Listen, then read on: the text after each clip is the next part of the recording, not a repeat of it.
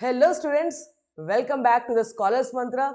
This side Assistant Professor Meenakshi Dwivedi and I really hope कि ये जो सीरीज मैंने लॉन्च करी है आप लोगों के लिए काफी हेल्पफुल रही होगी। आज का टॉपिक भी बड़ा इंपॉर्टेंट है, स्पोर्ट्स साइकोलॉजी। इंपॉर्टेंट भी है, इंटरेस्टिंग भी है और डिमांडिंग भी है। मैंने कोशिश करी है कि मैं इस वीडियो में मैक्स टू मैक्स टॉपिक्स को कवर करूं थ्योरी प्लस क्वेश्चंस के साथ। तो आपको इसमें थ्योरी भी मिलेगी और क्वेश्चंस भी मिलेंगे। मतलब आप इस वीडियो के ऊपर 80 to 90% सिलेबस को कवर करके डिपेंड जरूर हो सकते हैं कि मैं आपका एक ब्रीफ रिवीजन 1 घंटे में आपका करवा दूं। इसी के साथ ही अगर आप किसी भी स्टेट के टीजीटी एंड पीजीटी एग्जाम्स के लिए तैयारी कर रहे हैं तो भी एज अ रिवीजन आप इन वीडियोस को प्रिफर कर सकते हैं। प्लेलिस्ट में कमेंट सेक्शन में आपके लिए लिंक वहां पे पिन कर दूंगी, जरूर देखिएगा, शेयर करिएगा। प्लेलिस्ट को आप सेव कर लीजिए ताकि जब भी आपका कोई भी एग्जाम हो तो आप एक रिवीजन के तौर पर इनको हमेशा देखें और इनको इनसे जो भी चीज आपको बेनिफिट लग रही है वो आप जान पाए, अच्छे नोट्स बना पाए। चलिए फिर चलते हैं आगे। अच्छा, एक चीज और, ये जो वीडियोस मैं आपको प्रोवाइड कर रही हूँ इसमें अगर आप और कुछ कंटेंट या फिर और मॉक टेस्ट प्रैक्टिस चाहते हैं तो मैंने CUET जो कोर्स मेरा एप्लीकेशन पे वहां पर पब्लिश्ड है, तो मैं चाहूंगी कि आप एक बार प्ले स्टोर पर एप्लीकेशन डाउनलोड करें। एप्लीकेशन में जैसे ही आप स्टोर सेक्शन में जाएंगे वहां पर CUET बैच मिलेगा आपको। तो CUET बैच में जैसे ही आप जाते हैं वहां पर मॉक टेस्ट अवेलेबल है। ये ओपन मॉक टेस्ट है, कोई भी कर सकता है। तो आप अगर मॉक टेस्ट प्रैक्टिस करते हैं एप्लीकेशन पे तो आपका कंप्लीट एक रिवीजन हो जाएगा मेरी तरफ से, क्योंकि यहाँ पे क्वेश्चंस मैंने लिए हैं बट ज्यादा फोकस थ्योरी पे किया हुआ है। तो मैंने ये नहीं कि आपको छोड़ दिया, थ्योरी पे मैंने यहाँ पे ज्यादा फोकस किया हुआ है, क्वेश्चंस भी हैं वहां पर मैंने मॉक टेस्ट आपके लिए अवेलेबल कर दिए, तो वो भी जरूर करिएगा और कंप्लीट करिएगा अपनी स्टडी को, अपने रिवीजन को। आइए स्टार्ट करते हैं हमारा आज का सेशन, स्पोर्ट्स साइकोलॉजी। इसको स्टार्ट करने से पहले मैं एक बार सिलेबस आपके साथ शेयर कर दूं ताकि आपको पता लग जाए कि क्या सिलेबस आने वाला है और हम लोग स्पेसिफिकली किन सिलेबस के ऊपर फोकस कर रहे हैं। और ये आपके सामने सिलेबस है।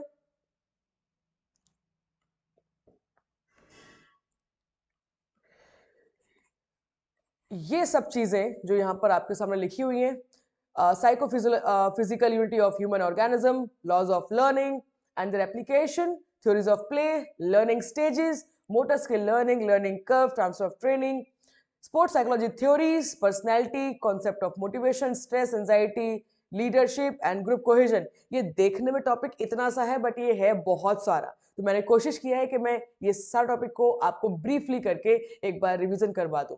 चलिए हम स्टार्ट करते हैं अपना सेशन, स्पोर्ट्स साइकोलॉजी।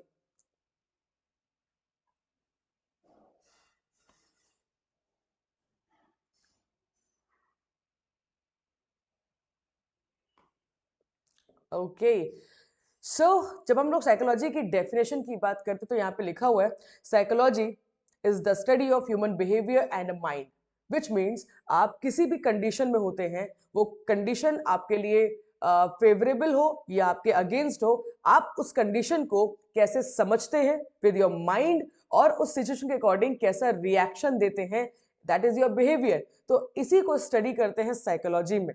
तो ये डेफिनेशन याद रखिएगा। कोई भी सिचुएशन आपके फेवर में है या फिर आपके अगेंस्ट में है, ये समझदारी जो समझ है ये भी आपको साइकोलॉजी ही बताता है। जब ये जो वर्ड है स्पोर्ट्स के साथ जुड़ जाता है तो ये प्लेयर्स के साथ रिलेट कर जाता है।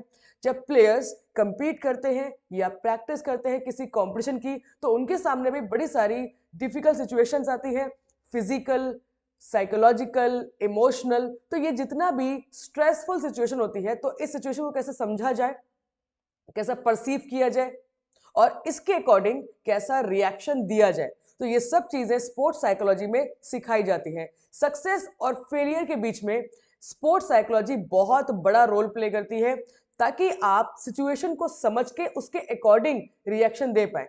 अदरवाइज अगर इमोशनल अनस्टेबिलिटी हो जाए तो आप फेवरेबल चीज को भी अगेंस्ट में बदल देंगे और आपको पता भी नहीं चलेगा। तो इन चीजों को कंट्रोल करना सिखाता है स्पोर्ट्स साइकोलॉजी। स्पोर्ट्स में तो ये बहुत हेल्पफुल है, mental training, autogenic training, relaxative techniques, mental mapping. तो ये जो टेक्निक्स यूज की जाती हैं ये प्लेयर्स के लिए बहुत हेल्पफुल होती है ताकि ये कंपटीशन डिमांड को प्रॉपरली टैकल कर सके और अच्छा परफॉर्म कर सके।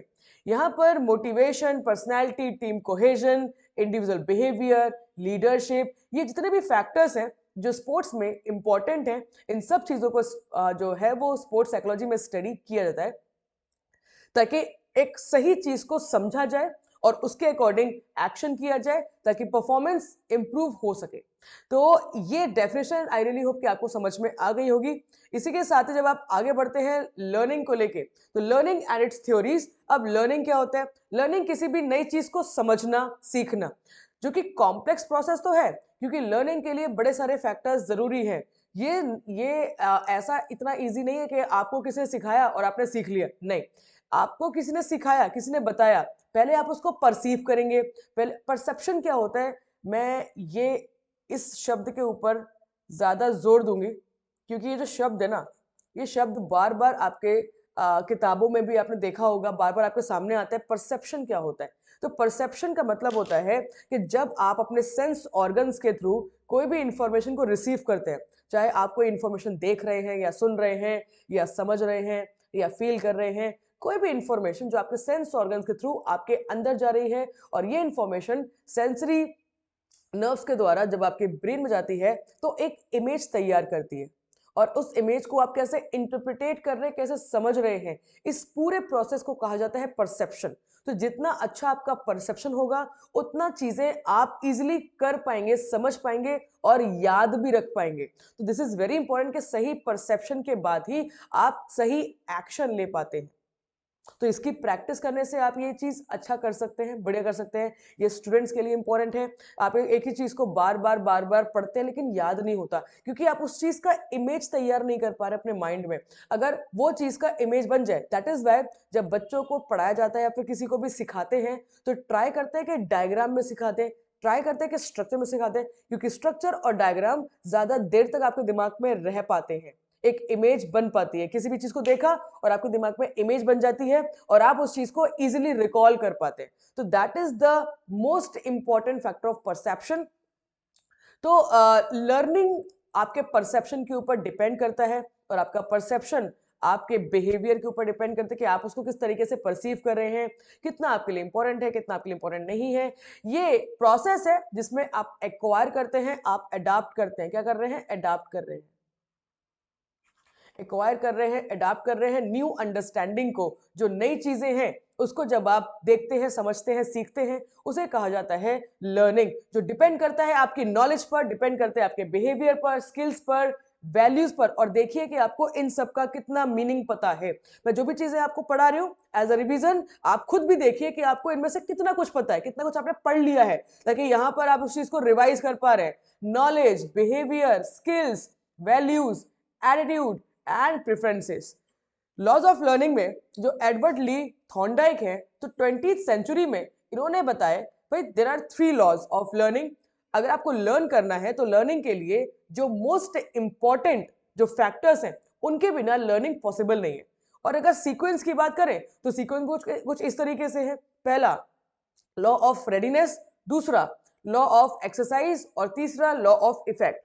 Law of readiness says that अगर एक स्टूडेंट या एक प्लेयर रेडी है सीखने के लिए तभी वो सीख सकता है, अदरवाइज वो नहीं सीख सकता। इवन अगर आप पढ़ाई की भी बात करें, अगर आपको खुद का सेल्फ इंटरेस्ट है, अगर आप खुद सेल्फ मोटिवेटेड है तो ही आपको ज्यादा सिखाया जा सकता है, अदरवाइज जबरदस्ती सिखाया नहीं जा सकता। दूसरा आता है law of exercise, that is law of use and disuse, which means अगर आप चीजों को प्रैक्टिस करते हैं तो वो चीजें कंटिन्यू रहेंगी। अगर आप प्रैक्टिस करना बंद कर दे वो चीजें वैसी ही हो जाएंगी जैसे आपने शुरू किया था, आप फिर से उसी कैटेगरी में आ जाएंगे जब आपने बेसिकली शुरू किया था। तो that is the effect of that is the effect on performance also. अगर आप जब तक ट्रेनिंग करेंगे आपकी परफॉर्मेंस बढ़ती रहेगी। जैसे आपने ट्रेनिंग करना बंद कर दिया या किसी इंजरी की वजह से ट्रेनिंग छूट गई, कोई भी रीजन की वजह से अगर गैप आ जाता है ट्रेनिंग में तो रिवर्सिबिलिटी कंडीशन आ जाती है, विच मीन्स आपने जो भी एबिलिटीज डेवलप करी थी वैसी की वैसी ही हो जाती है। दिस इज वेरी इंपॉर्टेंट कि हमें इसको कंटिन्यूअसली यूज करते रहना चाहिए अपने शरीर को, अपनी बॉडी को, ताकि चीजें बैलेंस रहें और इंप्रूव होती रहे। अगर आपने छोड़ दिया तो ये चीज डिसयूज, खराब होना शुरू हो जाएगी। तीसरा आता है law of effect and that is law of satisfaction. और इसका मतलब यह है कि अगर आपको पहले से ही आइडिया लग जाए कि सेटिस्फाइड रिजल्ट मिलेगा तो आपकी लर्निंग बढ़ जाती है। आपको पता है ये करने से डेफिनेटली बढ़िया होगा, तो आप उस चीज को ज्यादा मजेदार तरीके से करते हैं। आपको पता ही नहीं है क्यों कर रहे हैं, किस लिए कर रहे हैं, रिजल्ट आएगा कि नहीं आएगा। और अगर आपको पहले से ये भी समझ में आ जाए कि इसको करने से रिजल्ट नहीं आएगा, तो आपका इंटरेस्ट वैसे ही डाउन हो जाता है, आपकी जो लर्निंग है वैसे ही कम हो जाती है। तो दोस्तों दिस इज वेरी इंपॉर्टेंट कि एक मेथड यूज करते हैं हम लोग, होल मेथड। तो होल मेथड में टीचर स्टूडेंट्स को पहले एक कंप्लीट स्किल को सिखा देता है, पहले बता देता है कि भाई कितना करना है, क्या करना है, कैसे करना है। फिर स्टूडेंट्स को समझ में आता है कि अच्छा क्या करना है, कितना करना है, तो वो पहले से ही सेटिस्फाइड है। उनके अंदर ये जो क्वेश्चन मार्क है वो नहीं रह गया, अब क्या होगा, होगा कि नहीं होगा, रिजल्ट आएगा कि नहीं आएगा, ये जो क्वेश्चन मार्क है वो खत्म कर दिया। तो पहले से ही बता दिया कि भाई इतना करना है and this is the thing. तो पहले से ही हम सेटिस्फाइड हैं ये समझने के लिए कि कितना करना होगा। सेम विद दैट प्लेयर्स के लिए भी, अगर ट्रेनिंग पर आपको भरोसा है, अगर आपको पढ़ाई पे भरोसा है, तो आपका सेटिस्फैक्शन लेवल बढ़ जाएगा और आप ज्यादा अच्छे से सीख पाएंगे। तो ये तीन चीजें अगर हैं तो ही आप लर्निंग गेन कर सकते हैं, अदरवाइज नहीं गेन कर पाएंगे। These are the primary laws of learning जिसके ऊपर लर्निंग सबसे ज्यादा डिपेंड होती है। कुछ सेकेंडरी लॉज भी हैं, कुछ थॉर्नडाइक के सेकेंडरी लॉज भी हैं, तो ये जरूरी नहीं कि सबके साथ हो, इसलिए ये सेकेंडरी रखे गए हैं। ये किसी के साथ हो सकते हैं, किसी के साथ नहीं भी हो सकते हैं। तो पहला है law of primacy, which means जो चीज आपने पहली बार करी होती है वो आपको हमेशा लाइफ लॉन्ग याद रहती है। अब जरूरी नहीं कि ये सबके साथ हो, बट मोस्टली के साथ ऐसा होता है, तो दैट इज वाई इसको सेकेंडरी रखा गया है। पहली चीज हमेशा याद रहती है। दूसरी चीज लॉ ऑफ रिसेंसी, जो चीज जल्दी में ही करी होगी आपने या फिर कुछ दिन पहले या रिसेंटली कोई एक्टिविटी अगर आपने करी है तो आपको जरूर याद रहेगा। कल परसों अगर कोई भी एक्टिविटी अगर हुई है आपके सामने आपके साथ तो वो आपको याद रहेगी क्योंकि जल्दी में ही हुई है। तीसरा आ गया आपका law of intensity of the stimulus, it depends upon the amount of information. तो भाई इंफॉर्मेशन आपको किस तरीके से मिली है उसके ऊपर भी डिपेंड करता है। अब मैं ये जो पढ़ा रही हूं आपको, अब ये इंपॉर्टेंट है क्योंकि आपका एग्जाम है, तो इस स्टिमुलस इस इंफॉर्मेशन की इंटेंसिटी बढ़ जाती है तो आपको ज्यादा समझ में आएगा। चौथा आ गया आपका लॉ ऑफ मल्टीपल रिस्पॉन्स, किसी भी नई चीज को सीखने के लिए आप बहुत सारे एक्सपीरियंसेस, बहुत सारे रिस्पॉन्सेस को रिलेट करते हैं तब जाके एक नई चीज सीख पाते हैं। पांचवा लॉ ऑफ सेट एटीट्यूड, एक नई चीज को सीखने के लिए एक सही एटीट्यूड, सही बिहेवियर होना बड़ा जरूरी है। आप हर चीज को उस तरीके से देखिएगा कि हर चीज आपके लिए इंपॉर्टेंट है। जब आप लर्न करते हैं तो लर्न करने के लिए आप ऐसे लर्न करें कि आपको कुछ भी नहीं आता, आप ब्लैंक हैं, ताकि आप ज्यादा सीख पाए। आपको लगेगा भाई पहले से ही मुझे आता है, ये क्या ही बता रहे हैं, क्या ही पढ़ा रहे हैं, तो आप उस चीज को अच्छे से सीख नहीं पाओगे। कई बार हमें लगता है कि यार बच्चों से कौन सीखता है, तो हम एज अ टीचर भी कई बार स्टूडेंट से सीखते हैं, बहुत कुछ सीख पाते हैं स्टूडेंट से। तो ये एटीट्यूड है, ये बताता है कि आपको किस तरीके का एटीट्यूड रखना चाहिए ताकि आप ज्यादा चीजें सीख पाए। अगर आपने अपने अंदर के जो एनवायरनमेंट को उसको बंद कर दिया कि भाई मुझे सब कुछ आता है, तो कोई भी चीज एंटर नहीं कर पाएगी। तो इसको हमेशा खुला रखें, हमेशा सीखने के लिए एग्री रहें, रेडी रहें, that is law of set attitude. छठवा आ गया law of analogy and assimilation, जब आप कोई नई चीज सीखते हैं तो आप पहले अपने प्रीवियस एक्सपीरियंसेस के साथ इसको रिलेट करते हैं, जिसको आप ट्रांसफर ऑफ ट्रेनिंग के साथ भी रिलेट कर सकते हैं। ट्रांसफर ऑफ ट्रेनिंग में भी तो यही होता है कि जो चीज आपने पहले से ही सीखी हुई है, और यहां पर मैं आपके लिए ट्रांसफर ऑफ ट्रेनिंग भी यहीं पर आपको रिलेट कर दूंगी। हाँ जी, तो 6 पॉइंट है law of analogy and assimilation, which means कि जब आप एक नई चीज सीखते हैं तो उसके लिए आप अपने प्रीवियस एक्सपीरियंस को रिलेट करते हैं। मैं कभी भी अगर आपको कोई चीज सिखाऊंगी तो मैं कोई भी एग्जाम्पल दूंगी, वो एग्जाम्पल लाइव एग्जाम्पल होगा जो कि आप लोगों के लाइफ एक्सपीरियंसेस के साथ रिलेट करेगा। अगर वो चीज किसी ने एक्सपीरियंस करी होगी तो उसको ज्यादा समझ में आएगा, अगर वो चीज किसी ने एक्सपीरियंस नहीं करी होगी तो उसको उतना समझ में नहीं आएगा। तो दिस इज वेरी इंपॉर्टेंट कि जब भी कोई चीज सिखाई जाती है तो वो बैकग्राउंड इंफॉर्मेशन के साथ सिखाई जाए तो चीज ज्यादा समझ में आती है। नेक्स्ट आ गया आपका लॉ ऑफ एसोसिएटिव शिफ्टिंग। ये वही चीज है कि जब एक बड़ी स्किल सिखाई जाती है तो छोटी छोटी स्किल्स को रिलेट किया जाता है। आपको पहले छोटी स्किल्स, उसके बाद वो समझ में आ गया, फिर दूसरी स्किल्स, फिर वो समझ में आ गया, तीसरी स्किल्स, इस तरीके से skill bye skill, step by step चीजें सिखाकर फिर आगे बढ़ा जाता है। मान लीजिए अगर आप जैवलिन थ्रो की बात करें तो जैवलिन थ्रो में सबसे पहले होल्डिंग अ जैवलिन, ग्रिपिंग, उसके बाद स्टैंस, उसके बाद अप्रोच रन, उसके बाद प्री डिलीवरी, उसके बाद विड्रॉल, उसके बाद प्री डिलीवरी स्ट्राइड, फिर delivery and then execution and then follow through. तो ये जो स्टेप्स हैं, इन सारे स्टेप्स को मिला दिया जाए तब ये टेक्निक बन जाती है। और इन सिंगल सिंगल स्टेप्स में जब आप बेहतर बनते हैं, एक स्टेप समझ में आ गया, फिर आगे बढ़े, फिर वो समझ में आ गया, फिर आगे बढ़े, इस तरीके से जब एक एक स्टेप को समझ के आप आगे बढ़ते हैं, इसे कहा जाता है लॉ ऑफ एसोसिएटिव शिफ्टिंग। तो जब आप ऐसे सीखते हैं, ऐसे सिखाते हैं, तो लर्निंग बढ़ जाती है। नेक्स्ट आ गया आपका लॉ ऑफ पार्शियल एक्टिविटी। एक बड़ी एक्टिविटी को सिखाने के लिए, सीखने के लिए उसको डिवाइड करके सीखना जरूरी है और उससे ज्यादा समझ में आता है। किसी बड़ी चीज को सीखने के लिए एक साथ सीखोगे तो डिफिकल्ट हो जाएगी, तो इजी करने के लिए उसको तोड़ के सिखाते हैं, that is law of partial activity. तो आई रियली होप कि आपको प्राइमरी और सेकेंडरी दोनों जो लॉज हैं वो क्लियर हो गए होंगे, समझ में आ गए होंगे। ट्रांसफर ऑफ ट्रेनिंग एक और बहुत इंपॉर्टेंट फैक्टर है। ये 3 टाइप का होता है। ये 3 टाइप का होता है। पहला पॉजिटिव, दूसरा नेगेटिव और तीसरा जीरो। तो जो ट्रांसफर ऑफ ट्रेनिंग है बेसिकली ये डिपेंड करता है कि जो चीज आपने पहले से ही सीखी है, जो स्किल्स आपने पहले से ही डेवलप करी हुई हैं, वो स्किल्स आपके नई एक्टिविटी को सीखने में कितनी हेल्पफुल है। अगर आपने अगर हम गेम्स की बात करें तो बास्केटबॉल में और हैंडबॉल में, अगर आपने बास्केटबॉल सीखा हुआ है तो आपको हैंडबॉल सीखने में कितनी हेल्प होगी। क्योंकि अगर आप दोनों के स्किल्स और टेक्निक्स की बात करें तो ऑलमोस्ट सेम ही होती हैं। दोनों हैंड गेम्स हैं, हाथों से खेलते हैं।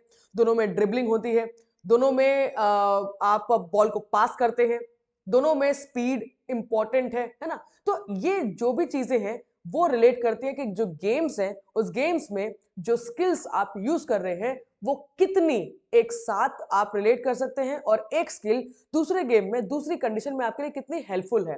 तो this is positive transfer of training. दूसरा आ गया आपका नेगेटिव, कि जो चीज आपने सीखी है वो किस तरीके से आपके नई स्किल्स में प्रॉब्लम क्रिएट कर रही है। ये आ गया आपका नेगेटिव ट्रांसफर ऑफ ट्रेनिंग। अब दोबारा से एक गेम का एग्जांपल लेते हैं।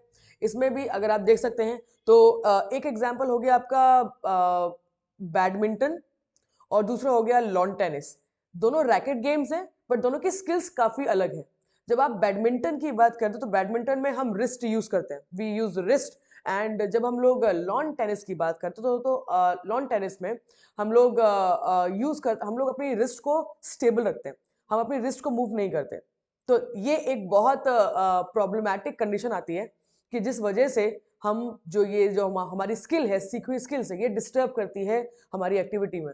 सिम विद दैट एक और गेम है कॉर्फ बॉल और बास्केटबॉल।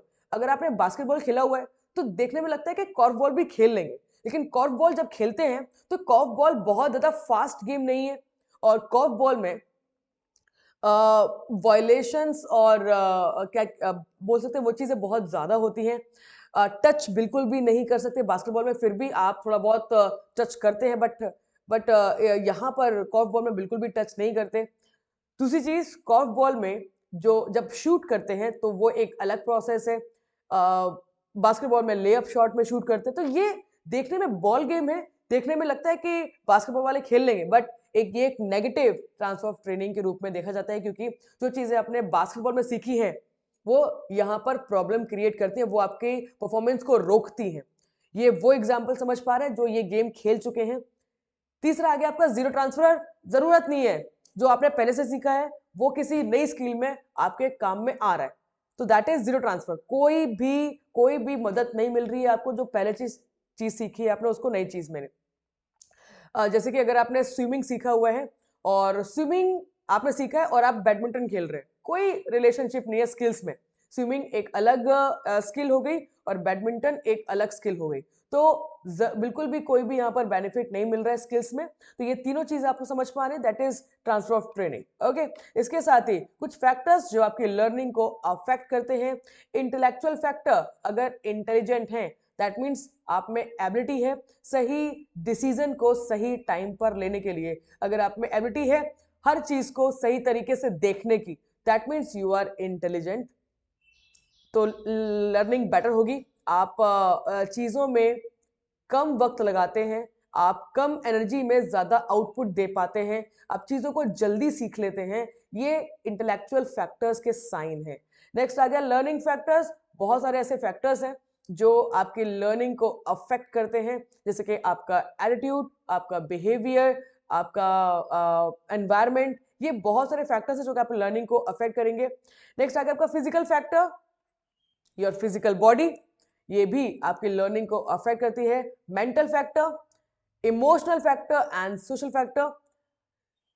टीचर्स पर्सनैलिटी भी लर्निंग को अफेक्ट करती है। अगर आप जिस टीचर से सीख रहे हैं वो टीचर अगर एफिशिएंट नहीं है, या वो टीचर काबिल नहीं है, या आपका भरोसा उस टीचर पे नहीं है, तो डेफिनेटली आप कभी उनसे नहीं सीख पाएंगे। तो उसके लिए टीचर को खुद इसकी जिम्मेदारी उठानी पड़ेगी कि एज अ टीचर आप उस चीज को समझें और उतने काबिल बन जाए कि आप अपने स्टूडेंट के लिए एक रोल मॉडल बन पाए। तब जाके बच्चा जल्दी सीखेगा और ज्यादा सीखेगा। जब तक टीचर बच्चों से 10 कदम आगे नहीं होगा तब तक लर्निंग कहां से बेटर होगी, राइट। नेक्स्ट आ गया आपका एनवायरमेंटल फैक्टर। ओके, सो ये कुछ ऐसे फैक्टर्स हैं जो कि आपकी लर्निंग को अफेक्ट करते हैं। ध्यान दीजिएगा, इसको सबको एक बार याद कर लीजिएगा कि अगर ऑप्शन में आता है तो आपको याद हो कि भाई कौन कौन से फैक्टर अफेक्ट करेंगे, कौन कौन से नहीं करेंगे। इसके साथ ही नेक्स्ट आता है डोमेन्स ऑफ लर्निंग। तो लर्निंग के 3 एरियाज हैं। डोमेन्स मतलब एरिया कि लर्निंग जब की जाती है तो लर्निंग करने के लिए तीनों एरिया पे काम करना जरूरी है। अगर कोई भी एरिया वीक रहेगा तो लर्निंग इनकम्प्लीट रह जाएगी। अगर एक छोटा सा बच्चा है तो छोटे से बच्चे के लिए तीनों एरियाज पे काम करना जरूरी है, तब होगा total development, all around development. तो 3 डोमेन्स यहां पर है, cognitive, affective and psychomotor. Cognitive relate करता है आपके इंटेलेक्चुअल एनवायरनमेंट के साथ, आपके माइंड, आपके इंटेलिजेंस, आपके परसेप्शन, कॉग्निशन, इसके साथ। अफेक्शन रिलेट करता है आपके बिहेवियर, एटीट्यूड, इसके साथ अफेक्शन रिलेट करता है डोमेन। और तीसरा है साइकोमोटर, ये डिपेंड करता है आपके फिजिकल एक्शंस, फिजिकल एक्टिविटी के साथ।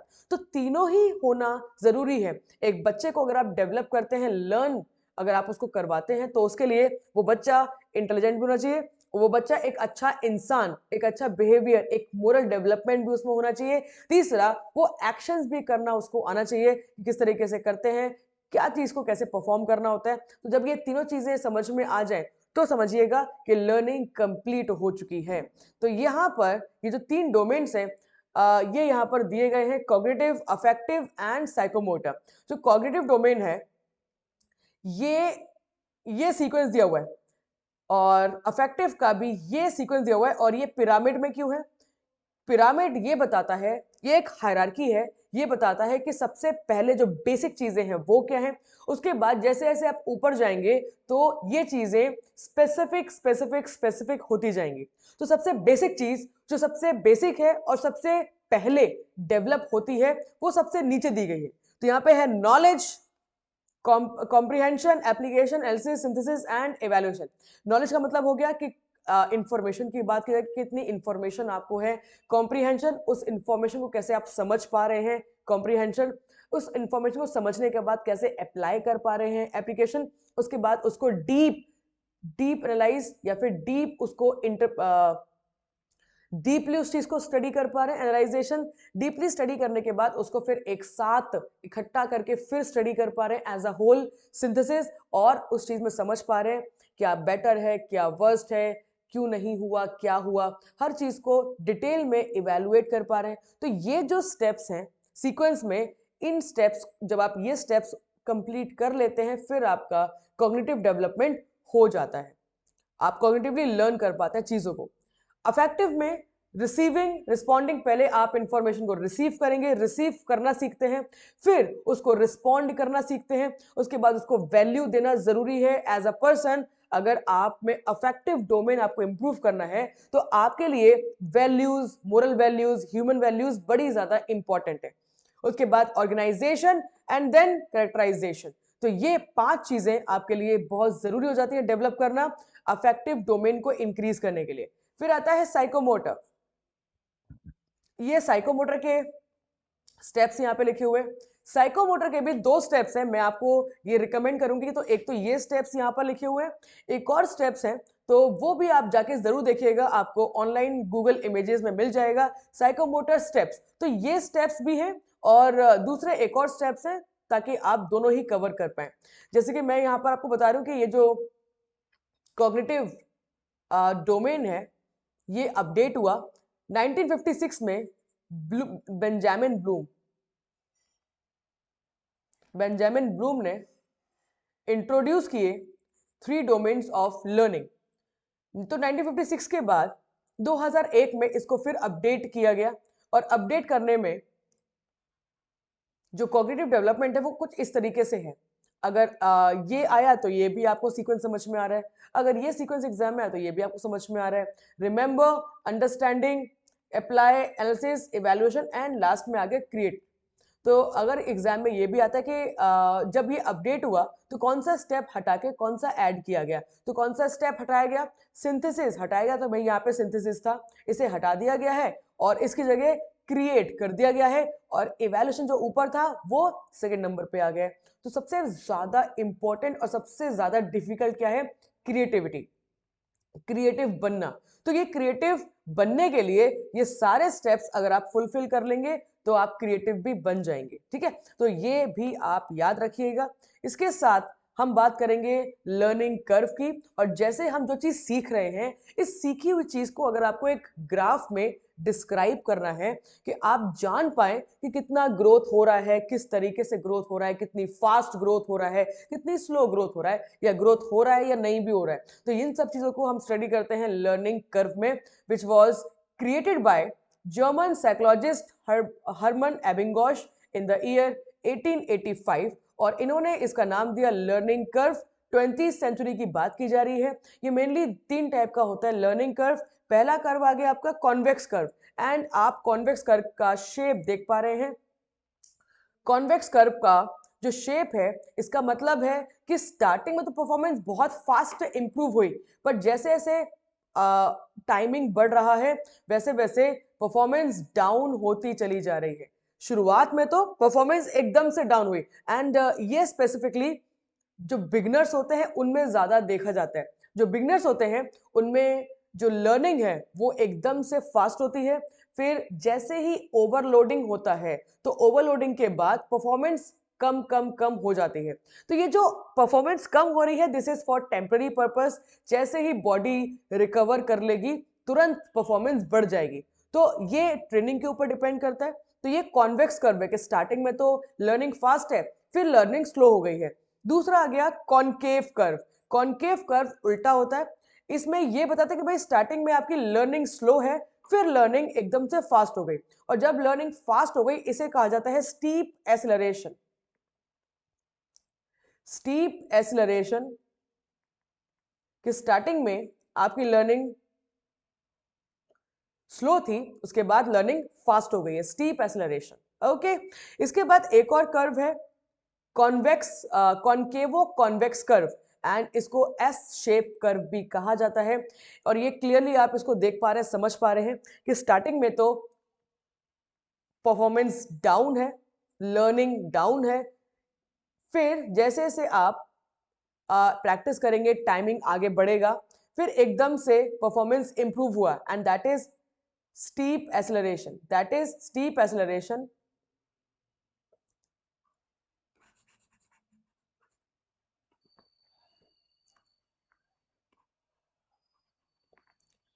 Steep acceleration phase.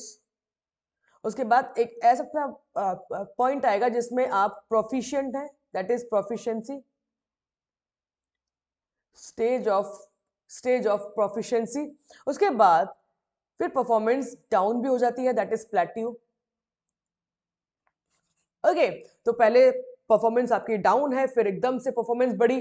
अब एकदम से परफॉर्मेंस क्यों बढ़ेगी? Because of adaptation. भाई ऐसे ही तो होता है, स्पोर्ट्स ट्रेनिंग आप लोगों ने पढ़ी होगी पक्का, ठीक है ना। तो पहले जब सिखाई गई चीजें, तो स्टार्टिंग में अगर परफॉर्मेंस डाउन है, ये मेनली एडवांस एथलीट्स में होता है, क्योंकि ऑलरेडी उनकी बॉडी डेवलप्ड है, ऑलरेडी बहुत कुछ सीखा हुआ है, लर्न पहले से ही है।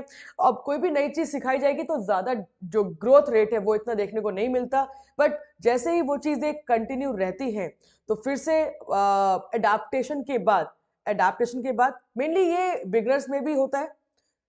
अब मैंने एज अ बिगनर जब प्रैक्टिस करना स्टार्ट किया, तो जैसे ही मेरे ऊपर ओवरलोडिंग दिया तो मेरी टेम्पररी बेस पर परफॉर्मेंस डाउन हो जाएगी, और जैसे ही मैं उस चीज को ओवरकम करूंगी, रिकवरी करूंगी, फिर मेरी परफॉर्मेंस बढ़ जाएगी। तो ये भी वही चीज है कि पहले परफॉर्मेंस आपकी डाउन है, फिर एकदम से एडाप्टेशन के बाद, रिकवरी के बाद आपकी जो परफॉर्मेंस है वो एकदम से बढ़ गई, और एक ऐसा पॉइंट आता है जिसमें आपकी परफॉर्मेंस सबसे बेस्ट है, ऑप्टिमल है, दैट इज प्रोफिशिएंसी स्टेज। और जैसे जैसे आप आगे बढ़ेंगे परफॉर्मेंस आपकी प्लेट्यू भी आएगी, ना ही बढ़ रही है ना ही घट रही है। तो ये जो है एस शेप कर्व, इसे कहते हैं कॉन्केव और कॉन्वेक्स कर्व। ओके, तो आई रियली होप कि आपको टाइप्स ऑफ कर्व भी यहाँ पे समझ में आ रहा है। फिर हम लोग बात कर रहे हैं थ्योरीज ऑफ लर्निंग की। तो यहाँ पे लर्निंग जो है वो पूरा कंप्लीट थ्योरीज पे होता है। तो थ्योरीज ऑफ लर्निंग में जो मेन थ्योरीज है वो मैंने आपके लिए लिया हुआ है। आपको कितना याद करना है? As a TGT and PGT exams के लिए आपको याद करना होता है थ्योरी का नाम, वो थ्योरी किसने प्रेजेंट करी है, प्लस उसके बारे में एक दो लाइन में उसका मतलब, बस इतना काफी रहेगा आपके लिए। पहला आ गया क्लासिकल कंडीशनिंग एंड लर्निंग। एक बिहेवियर पैटर्न है, ये मेनली दो लोगों ने इस चीज को, दो नहीं तीन लोगों ने इस चीज को एक्सप्लेन किया है एज अ बिहेवियर पैटर्न। पहले हैं क्लासिकल कंडीशनिंग के आइवन पवलव, दूसरे हैं ऑपरेंट कंडीशनिंग के बीएफ स्किनर, और तीसरे हैं क्लार्क हल, जिन्होंने कहा है कि अगर आपको लर्निंग करनी है तो उसके लिए आपको बिहेवियर इंप्रूव करना पड़ेगा। तो पहले जो क्लासिकल कंडीशनिंग के आइवन पवलव है, जो कि रशियन साइकोलॉजिस्ट हैं, ये कहते हैं कि जो आपकी लर्निंग है वो आपके स्टिमुलस के ऊपर डिपेंड करती है। जो आपकी लर्निंग है वो आपके स्टिमुलस के ऊपर डिपेंड करती है, जैसा स्टिमुलस वैसा रिस्पॉन्स। अब यहाँ पर इस चीज को बेसिकली रिलेट किया गया है कि जो स्टिमुलस होता है ना, ये मान लीजिए कि कोई भी इंफॉर्मेशन है। सो आइवन पवलोव के अकॉर्डिंग अगर बिहेवियर को डेवलप करना हो तो बिहेवियर को डेवलप करने के लिए स्टिमुलस एंड रिस्पॉन्स का एक रिलेशनशिप उन्होंने बताया है। स्टिमुलस कोई भी इंफॉर्मेशन, एंड ये आर्टिफिशियल इंफॉर्मेशन के साथ जब नेचुरल इंफॉर्मेशन ऐड होती है, तब जो रिस्पॉन्स होता है उसकी वजह से हम बिहेवियर डेवलप कर पाते हैं। एग्जाम्पल के तौर पर यहाँ पर बेल का और फूड का और सलाइवा का एग्जाम्पल लिया गया। जब अकेली बेल बजाई, दैट इज आर्टिफिशियल स्टिमुलस, तो अकेले आर्टिफिशियल स्टिमुलस को हम यहाँ पर देखेंगे तो कोई भी रिस्पॉन्स नहीं मिला। तो आपको सिखाना है कि बेल बजेगी तब खाना मिलेगा, तो उसके लिए आपको आर्टिफिशियल स्टिमुलस को नेचुरल स्टिमुलस के साथ रिलेट करना पड़ेगा, तब वो चीज सिखाई जा सकती है। तो यहाँ पर बेल के साथ खाना दिया गया, तो आर्टिफिशियल प्लस नेचुरल, ये दोनों स्टिमुलस के साथ जब देखा गया तो रिस्पॉन्स भी आया। तो ये बताना है कि जब बेल बजेगी तब खाना मिलेगा, तो ये सिखाने के लिए एक नेचुरल स्टिमुलस को, खाने को ऐड किया गया, तब जाके वो जो नेचुरल रिस्पॉन्स है वो आ पाया। तो यही चीज आइवन पवलोव ने समझाई है अपनी थ्योरी में, क्लासिकल कंडीशनिंग में। स्टिमुलस एंड रिस्पॉन्स का रिलेशनशिप याद रखिएगा। दूसरे आ गए ऑपरेंट कंडीशनिंग, और इन्होंने भी यही कहा है कि इन्होंने कहा था कि क्लासिकल कंडीशनिंग में प्रेशराइज तरीके से सिखाया जाता है, तो लर्निंग ऐसे नहीं होती। लर्निंग शुड बी नेचुरल, और नेचुरल लर्निंग के लिए बिहेवियर डेवलप करने के लिए रिवॉर्ड एंड पनिशमेंट होना जरूरी है। तो ऑपरेंट कंडीशनिंग ने रिवॉर्ड एंड पनिशमेंट को यूज करके बिहेवियर डेवलप करना बताया, कि जैसे छोटे बच्चे को भी सिखाते हैं। छोटे बच्चों को कहते हैं कि अगर आपके नंबर अच्छे आएंगे, अगर आप एग्जाम में अच्छे नंबरों से पास होंगे तो आपको ये मिलेगा वो मिलेगा, दैट इज रिवॉर्ड। और अगर कोई बच्चा गलती करता है तो उसको पनिशमेंट भी मिलती है। तो पनिशमेंट से वो समझता है कि ये बिहेवियर गलत है, ये बिहेवियर डेवलप नहीं करना है, और जिससे उसको रिवॉर्ड मिल रहा है, अवार्ड मिल रहा है, वो समझता है कि ये करना है तो वो बार बार करता है। तो इस तरीके से एक नेचुरल बिहेवियर डेवलप हो सकता है रिवॉर्ड एंड पनिशमेंट से। तो ये बताया है ऑपरेंट कंडीशनिंग में। तीसरे आते हैं क्लार्क हल, और क्लार्क हल कहते हैं कि अगर आपकी अपनी ड्राइव, क्योंकि जो हमारी ड्राइव्स होती है वो बिहेवियर को खराब करती है, अगर आपको बिहेवियर को डेवलप करना है तो ड्राइव्स को रिड्यूस करना पड़ेगा। That is hulls drive deduction behaviour theory. तो ड्राइव क्या होती है? ड्राइव एक एनर्जी है जो उत्पन्न होती है, जो पैदा होती है नीड से। दैट मीन्स अगर आपकी नीड है तो ड्राइव होगी, और ड्राइव जो एनर्जी है उसी की वजह से आप उसको पूरा भी कर पाएंगे। बट जितनी ज्यादा नीड बढ़ेगी उतनी ड्राइव भी बढ़ेगी। मैं ये आपको आगे भी अभी पढ़ाऊंगी मोटिवेशन में। तो ये जो ड्राइव्स है, ये जो एनर्जी है, ये आपको सेटिस्फाइड होने नहीं देती, ये आपको परेशान रखती है। तो जितना आप इसको रिड्यूस करेंगे उतना आपका बिहेवियर डेवलप्ड रहेगा, उतने आप गलत काम नहीं करेंगे, उतने आप परेशान नहीं रहेंगे। नेक्स्ट आ गया insight learning by Wolfgang Kohler. हम चीजों को सीखते हैं अपने दिमाग से, अपने इंटेलिजेंस से। He is not agree with trial and error theory. तो ट्रायल एंड एरर में ये कहते हैं कि बार बार गलती करो, बार बार सीखो। ये कहते हैं कि गलती क्यों करो, गलती करने के लिए आप, गलती कौन करता है? जो बेवकूफ होता है। जो सही है, जो समझदार है, जो इंटेलिजेंट है, वो गलती क्यों करेगा? एक बार में समझ जाएगा। तो ये जो इनसाइट लर्निंग है, जो डिपेंड करती है, लर्निंग डिपेंड करती है आपके इंटेलिजेंस के ऊपर, कॉग्निटिव एबिलिटी के ऊपर। तो ये बताया है वोल्फगैंग कोलर ने। हमारे आइडियाज हमें लर्न करने के लिए हेल्प करते हैं। नेक्स्ट आ गया डिस्कवरी लर्निंग। जब हम लोग लर्न करते हैं, दिस इज वेरी इंपॉर्टेंट कि हम कुछ डिस्कवर करें, कुछ क्रिएटिविटी करें। ये किया जेरोमी ब्रूनर ने। नेक्स्ट आ गया social learning theory by Albert Bandura. हम देख के सीखते हैं, हम सोसाइटी से देखते हैं और सीखते हैं। Learning by watching. तो लर्निंग बाय वॉचिंग कॉन्सेप्ट किसने दिया? एल्बर्ट बंदूरा। उसके बाद constructive theory by Jean Paget. तो जीन पैगेट ये कहते हैं कि जब भी हम सीखते हैं तो कंस्ट्रक्टिवली सीखते हैं, अपने आइडिया से, अपने एक्सपीरियंसेस से। तो जैसे जैसे हम एक्सपीरियंस गेन करते हैं वैसे वैसे हम सीखते जाते हैं। That is constructive theory by Jean Piaget. उसके बाद नेक्स्ट आ गया humanistic theory of learning by Carl Rogers. And Carl Rogers कहते हैं कि लर्निंग डिपेंड करती है इंडिविजुअल के ऊपर, इंडिविजुअल डिफरेंसेस आर देयर। तो किसी की कैपेसिटी कम होती है, किसी की कैपेसिटी ज्यादा होती है, किसी में अफेक्टिव डोमेन ज्यादा है, किसी में कॉग्निटिव डोमेन ज्यादा है, किसी में साइकोमोटर डोमेन ज्यादा है। तो वो डोमेन्स के अकॉर्डिंग भी डिपेंड करता है, वो एटीट्यूड बिहेवियर के ऊपर भी डिपेंड करता है, वो एनवायरमेंट और हेरिडिटी के ऊपर भी डिपेंड करता है। सो ये इंडिविजुअल डिफरेंसेस के अकॉर्डिंग बच्चे को प्रेशराइज नहीं करना चाहिए लर्निंग के लिए, क्योंकि उसको जिसमें इंटरेस्ट है उसको वैसा सिखाना और सीखना चाहिए। तो ये है कार्ल रॉगर, ह्यूमरिस्टिक अप्रोच इन्होंने प्रेजेंट किया लर्निंग को लेकर। ये इंडिविजुअल के ऊपर डिपेंड करता है। नेक्स्ट आ गया trial and error theory by EL Thorndike.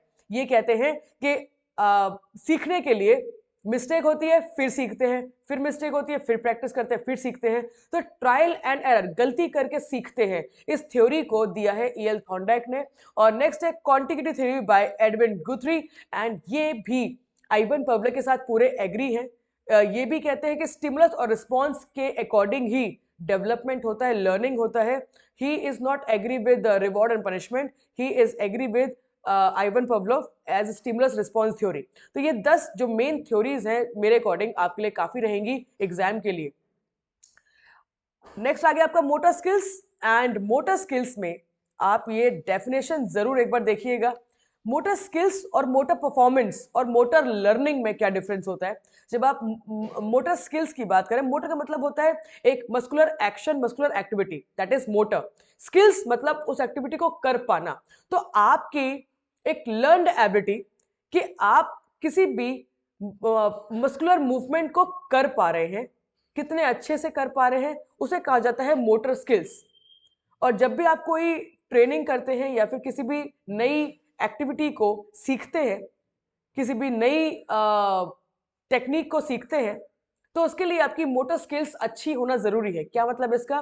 कि जो आप उस एक्टिविटी को कर पाएंगे एज अ फिजिकल एक्शंस, वो आप सही तरीके से कर पाएं, तो दैट इज मोटर स्किल्स। अगर ये मोटर स्किल्स डेवलप्ड नहीं होगी तो आप कोई भी नई एक्टिविटी बिल्कुल नहीं सीख पाएंगे। तो ये तो मोटर स्किल्स हो गई। और मोटर लर्निंग, जब आप उस मोटर स्किल्स को बार बार प्रैक्टिस करके सीख जाते हैं उसे कहा जाता है मोटर लर्निंग। क्योंकि मोटर लर्निंग के बाद आपकी बॉडी में, आपके दिमाग में, आपके पूरे के पूरे ऑल ओवर एनवायरनमेंट में बदलाव आता है, चेंज आता है। That is motor learning is relatively a permanent change. जब आप उसको कंप्लीटली सीख जाते हैं उसे कहा जाता है मोटर लर्निंग। और जब आप उस चीज को, मतलब बेसिकली वो एक एबिलिटी कि आपको सीखना जरूरी है तब भी आप वो टास्क कर पाएंगे, उस क्षमता को कहा जाता है motor skills. Get the point. और जब आप उस चीज को परफॉर्म करते हैं और परफॉर्मेंस आपकी बढ़िया होती है, दैट इज मोटर परफॉर्मेंस, कि आप की कैपेसिटी किसी भी टास्क को बढ़िया कर पाने की, अच्छा परफॉर्म कर पाने की, तो ये मोटर परफॉर्मेंस में काउंट होगा। तो ऑलमोस्ट सारी चीजें रिलेटेड है, एक जैसी है। और अभी भी अगर आपको समझ में ना आया हो तो मैं यही कहूंगी आपसे कि डेफिनेटली आप इन शब्दों को जाके जरूर देखिएगा। यहाँ पर मेरी स्पीड थोड़ी सी ज्यादा है क्योंकि ये एक रिवीजन की तरीके से मैं आपको करवा रही हूँ। बट कहीं पर भी आप अटक जाते हैं या फिर कहीं पर भी आपको लगता है कि ये चीज मुझे समझ में नहीं आ रही, या फिर ये चीज मैम ने बताई है मुझे समझ में नहीं आया, ये चीज मेरे लिए नई है, पहली बार है, तो आप इस वीडियो को यहीं पे पॉज करो, पहले जाइए उस शब्द को सर्च करिए, समझिए, फिर वापस आइए, फिर इसको रिवाइज करिए। नेक्स्ट आ गया मोटर स्किल सीखने की कुछ स्टेज होती है। ये स्टेज याद रखिएगा। पहला आ गया आपका कॉग्निटिव स्टेज, दूसरा एसोसिएटिव, तीसरा आ गया ऑटोनोमस। तो पहला जो स्टेज है कॉग्निटिव स्टेज, ये रिलेट करता है कि आप जब मोटर स्किल्स सीखते हैं या फिर डेवलप करते हैं तो पहला डेवलपमेंट यहां से होता है कॉग्निटिवली। पहले आप सोचते हैं, समझते हैं, उस चीज को परसीव करते हैं। दूसरा आ गया आपका एसोसिएटिव, पहले आप समझते हैं, सोचते हैं, सीखते हैं, उसके बाद इसको अपने प्रीवियस एक्सपीरियंस के साथ रिलेट करते हैं। That is associative phase. आपने पहले जो सीखा हुआ था उस चीज को आपको रिकॉल होता है, याद आता है कि हाँ ये मैंने पहले किया हुआ है, या फिर आप जब बार बार प्रैक्टिस करते हैं तो वो चीज रिलेट होती जाती है। तो जितनी बार आप प्रैक्टिस करेंगे उतना वो एक मसल मेमोरी के रूप में आपकी बॉडी में स्टोर होती जाती है। तीसरा आ गया आपका ऑटोनोमस। और जब आप ये बार बार प्रैक्टिस करते हैं तो ये एक ऑटोमेटिक फेज में आप ऑटोमेटाइज्ड हो जाते हैं और अब आप ये इजीली कर पाएंगे क्योंकि अब ये एक हैबिट बन गई है, आप इस चीज को अडाप्ट कर चुके हैं। तो ऑटोनोमस फेज अडाप्टेशन को भी रिलेट करता है कि ये तभी होगा जब आपकी बॉडी अडाप्ट हो जाएगी नई कंडीशन में, नई टेक्निक के साथ। तो ये तीन स्टेज याद रखिएगा, कॉग्निटिव, एसोसिएटिव और ऑटोनोमस। इसी के साथ ही जब डेवलपमेंट होता है तो तीन तरीके से डेवलपमेंट होता है। पहला cephalocaudal which means from head to toe. तो डेवलपमेंट कैसे होता है? From head to toe, cephalocaudal. दूसरा प्रॉक्सिमोडिस्टल, जो प्रॉक्सिमल एरिया होता है that is closer to the joint, that is closer to the origin. And जो डिस्टल एरिया होता है that is closer to that is away from the joint origin. ठीक है। तो बेसिकली जब भी आप मूवमेंट की बात करते हैं तो मूवमेंट में जो डेवलपमेंट है वो जितने भी एरियाज जॉइंट के क्लोज होंगे वहां डेवलपमेंट पहले होता है, जितने भी एरियाज जॉइंट के दूर होते हैं वहां डेवलपमेंट बाद में होता है। तो डेवलपमेंट कैसे होता है? From proximal area to distal area, ये बात याद रखिएगा। तीसरा आ गया आपका ग्रॉस टू स्पेसिफिक, पहले आपकी बिग मसल्स डेवलप होती हैं, फिर आपकी स्पेसिफिक मसल्स डेवलप होती हैं। पहले आप जो मेजर एक्टिविटीज हैं, जैसे बच्चा छोटा होता है, उस बच्चा सबसे पहले चलना, दौड़ना और ये सब सीखता है। उसके बाद उसके जो फाइन मोटर स्किल्स हैं वो डेवलप होते हैं, जैसे कि राइटिंग, और जैसे कि किसी भी चीज आप उसके हाथ में कुछ रख दीजिए छोटा छोटा, तो वो उसमें से एक चीज उठा नहीं पाएगा, वो सारी गिरा देगा क्योंकि अभी उसका कोऑर्डिनेशन डेवलप नहीं हुआ है। वो अभी भी अपनी उंगलियों को यूज नहीं कर पा रहा है। वो अपनी बिग मसल्स को यूज कर पाएगा, हिल लेगा, हाथ यूज कर लेगा, पैर यूज कर लेगा, लेकिन वो अपनी उंगलियों को अभी यूज नहीं कर पा रहे, अपने आंखों को प्रॉपरली यूज नहीं कर पा रहे। तो these are the fine motor skills जो बाद में डेवलप होती है। तो ये तीन चीज आपको यहाँ पे समझ में आ रही है। इसके बाद चलते हैं आगे, लर्निंग स्टेजेस, ये भी आपके लिए बड़ा इंपॉर्टेंट है। लर्निंग स्टेजेस, तो ये ना 4 स्टेज है इसकी, ए, बी, सी एंड डी। मैं आपके लिए लिख रही हूँ शॉर्ट में, आप इसको कंप्लीट लिखिएगा। ए है आपका unconscious incompetence, unconscious incompetence. Okay. B है कॉन्शियस इनकम्पिटेंस, कॉन्शियस इनकम्पिटेंस। तीसरा है कॉन्शियस कॉन्शियस लर्निंग या फिर कॉन्शियस कॉम्पिटेंस। कॉन्शियस कॉम्पिटेंस,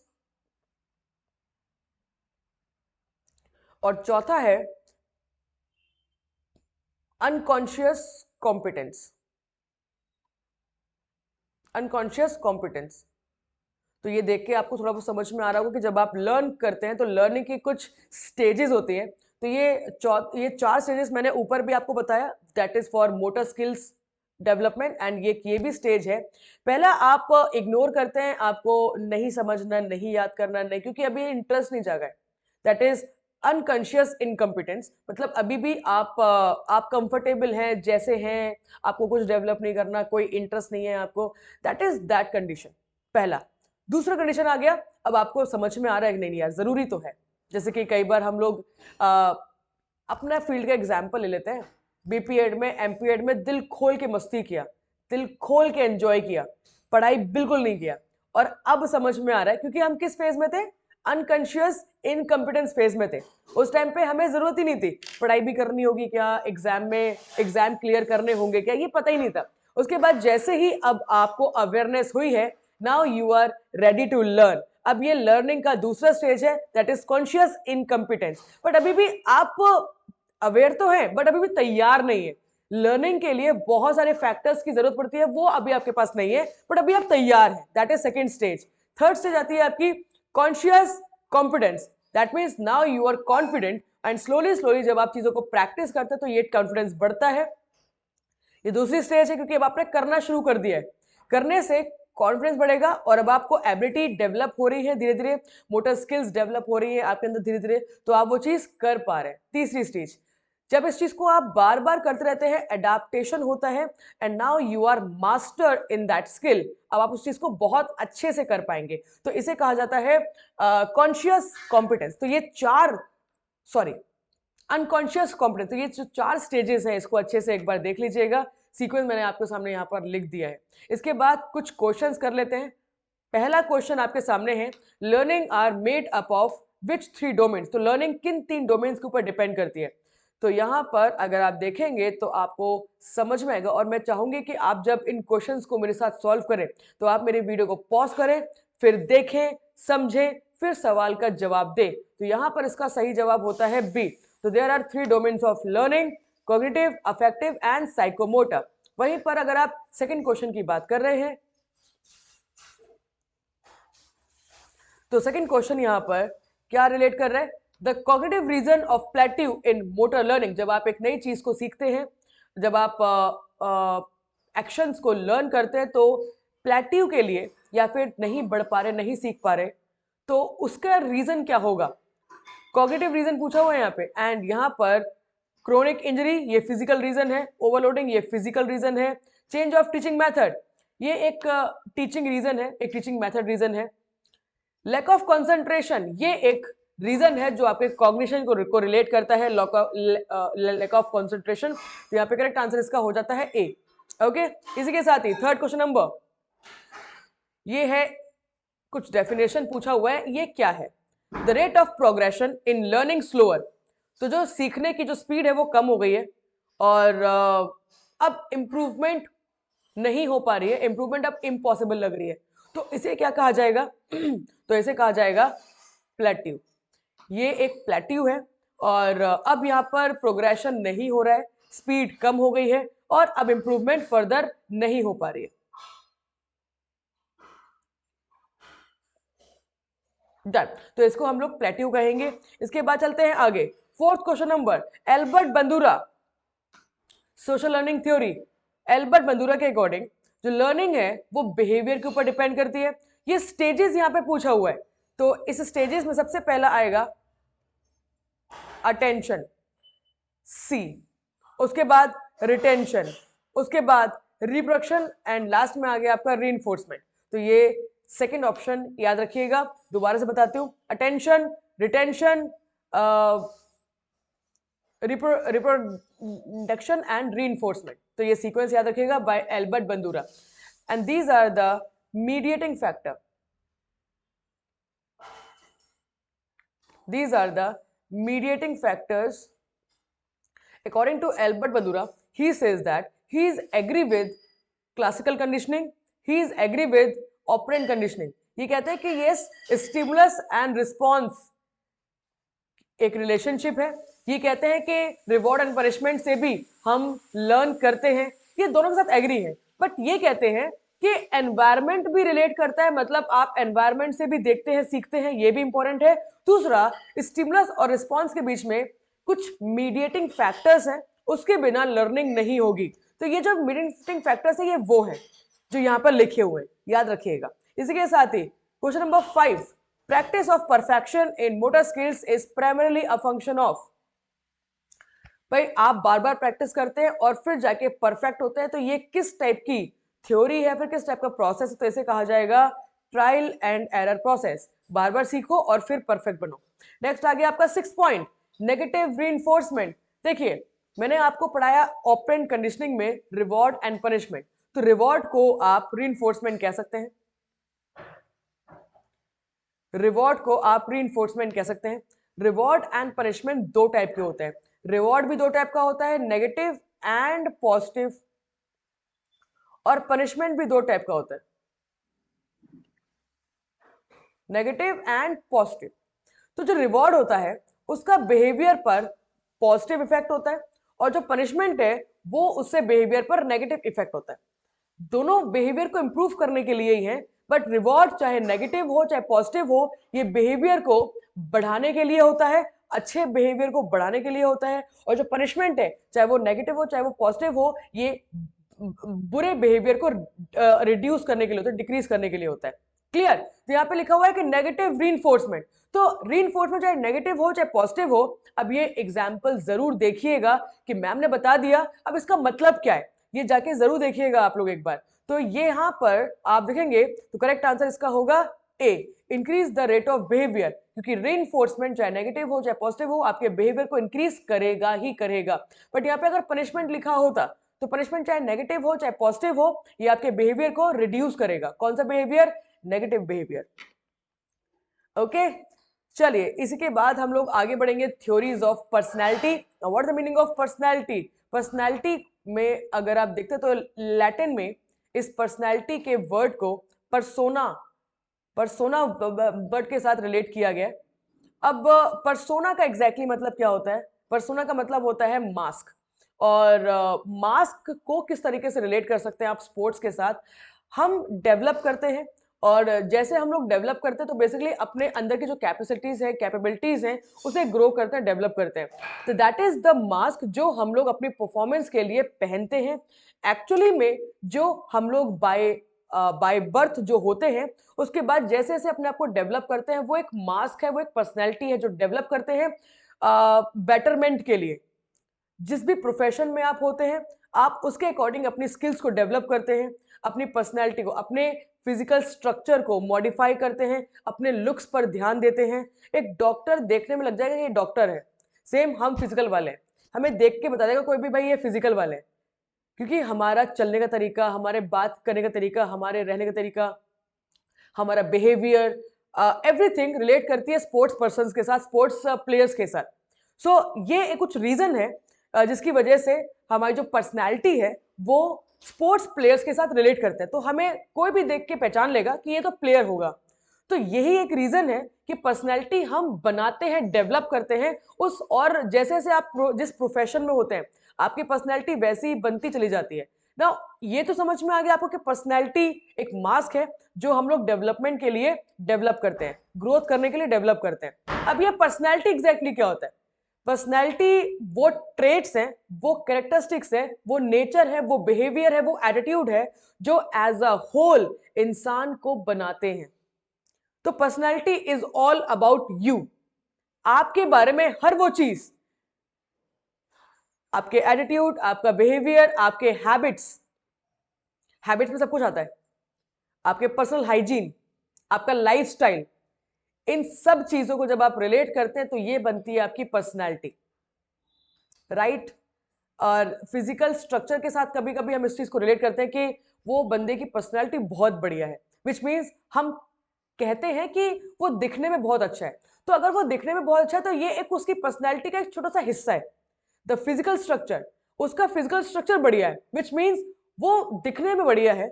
उसके बाद उसका बिहेवियर, उसका बात करने का तरीका, the way of talking and the way of understanding other people, affective domain, psychomotor domain, ये सब चीजें भी रिलेट करेंगे। That means personality is all about a person as a whole, तो इसे कहा जाता है पर्सनैलिटी। अकॉर्डिंग टू इसनिक ये कहते हैं कि पर्सनैलिटी इज द मोर और less stable and enduring organization of a person, character, temperament, intellect, physique, which determines the unique adjustment to the environment। तो आई रियली होप कि ये डेफिनेशन को अच्छे से पढ़ लीजिएगा। कई बार एज इट इज आपके एग्जाम में भी आ जाएगी कि ये जो डेफिनेशन है ये किसने दी है, ये भी एग्जाम में आ सकता है। या फिर एक स्टेटमेंट दे दिया, पूछ लिया कि ये क्या है, मोटिवेशन है, पर्सनैलिटी है, लीडरशिप है, क्या है। तो ये इस तरीके से भी आपके एग्जाम में आ सकती है। ठीक है, तो ये यहाँ पर समझ में आ रहा है आपको। तो पहली जो ट्रेट थ्योरी ऑफ पर्सनैलिटी है वो दी है गॉर्डन ऑलपोर्ट ने। गॉर्डन ऑलपोर्ट ने तकरीबन हजारों पर्सनैलिटी ट्रेट्स को सर्च किया, रिसर्च किया, और इन्होंने कहा कि जो हमारी बॉडी है वो पर्सनैलिटी ट्रेट से बनी है। हमारी पर्सनैलिटी जो वो ट्रेट से बनी। Traits are the characteristics, nature, वो चीजें जो आपके बिहेवियर को बनाती हैं, आपके अंदर जो चीजें हैं उसको बनाती है, दैट इज पर्सनैलिटी। ओके, इन्होंने 3 कैटेगरी में डिवाइड कर दिया है, cardinal traits, central traits and secondary traits. तो मैं चाहूंगी कि आप इन तीनों कैटेगरीज को अच्छे से एक बार डिटेल में पढ़ लें, ये आराम से आपको ऑनलाइन अवेलेबल हो जाएगा डेटा।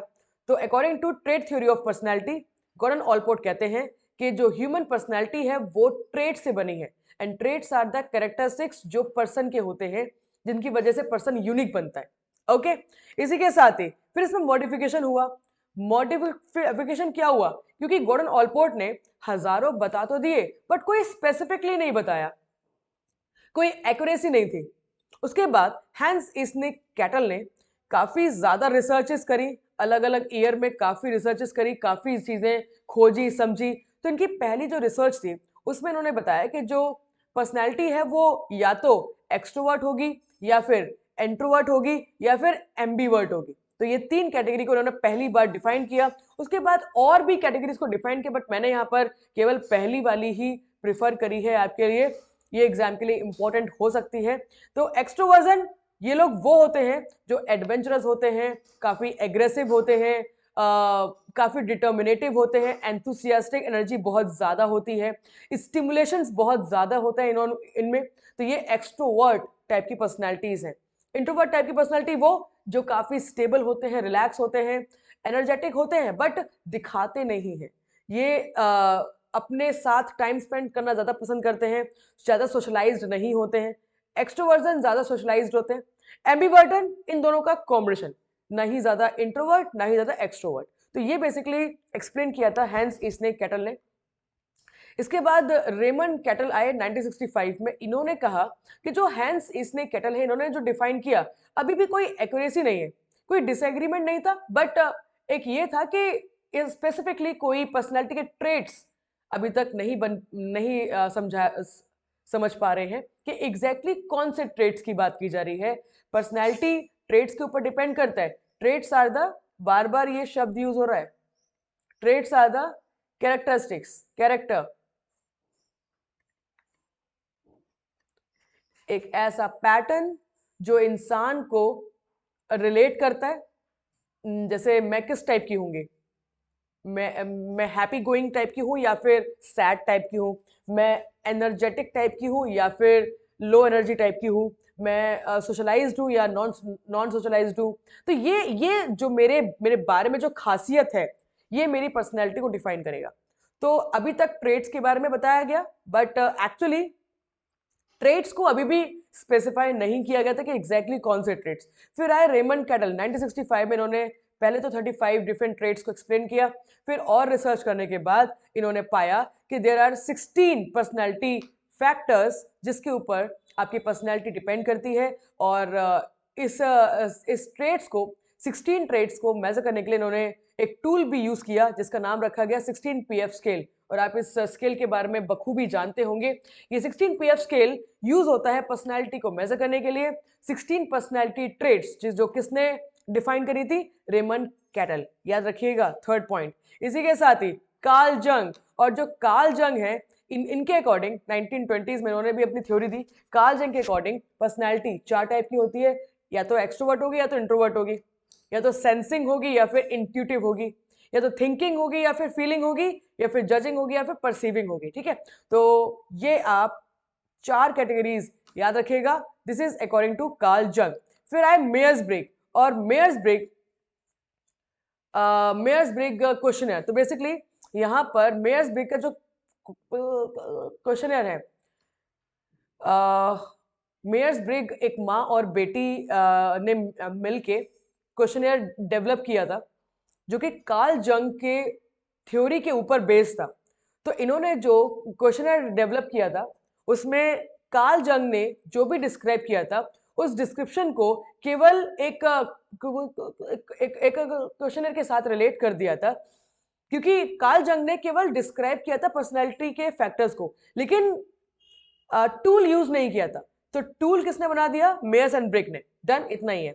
इसके बाद big 5 theory, and big 5 theory को काफी लोगों ने सपोर्ट किया, काफी ज्यादा साइकोलॉजिस्ट ने इसको एग्री किया, डेवलप करने के लिए हेल्प किया, जिसमें से ज्यादा जो फेमस है वो है गोल्डबर्ग। ये ज्यादा फेमस है, बाकी ये सभी नाम यहाँ पर लिखे हुए हैं, क्योंकि एक थ्योरी के पीछे एक दिमाग नहीं होता, बहुत ज्यादा दिमाग, बहुत लोगों के दिमाग होते हैं। तो यहाँ पे बिग 5 थ्योरी को बिग 5 थ्योरी इसलिए कहा जाता है बिकॉज ये 5 फैक्टर्स के ऊपर डिपेंड करती है। तो पर्सनैलिटी 5 फैक्टर्स थ्योरी है। 5 फैक्टर्स होते हैं पर्सनैलिटी को रिलेट करने के लिए। कौन कौन से? Extroversion, consciousness, openness to experience, neuroticism and agreeableness. तो आई रियली होप कि आपको ये समझ में आ रहा होगा। बाकी मैं यही कहूंगी कि एक एक चीज अगर आपको रिवीजन नहीं है कि what is the meaning of neuroticism, what is the meaning of agreeableness, कौन सी पर्सनैलिटी की बात की जा रही है यहाँ पे, what is the meaning of extroversion, तो एग्जैक्टली इनका क्या मतलब है, ये जाके एक बार जरूर देख लीजिएगा। इसके बाद आए Sigmund Freud, and Sigmund Freud की जो थ्योरी है वो काफी पुरानी थ्योरी है, काफी बेसिक थ्योरी है, और अकॉर्डिंग टू सिगमंड फ्रूड इनकी थ्योरी का नाम है साइकोडायनेमिक थ्योरी। और आप मतलब ये साइकोडायनेमिक अप्रोच के फाउंडर हैं, और इस थ्योरी को कहते हैं साइको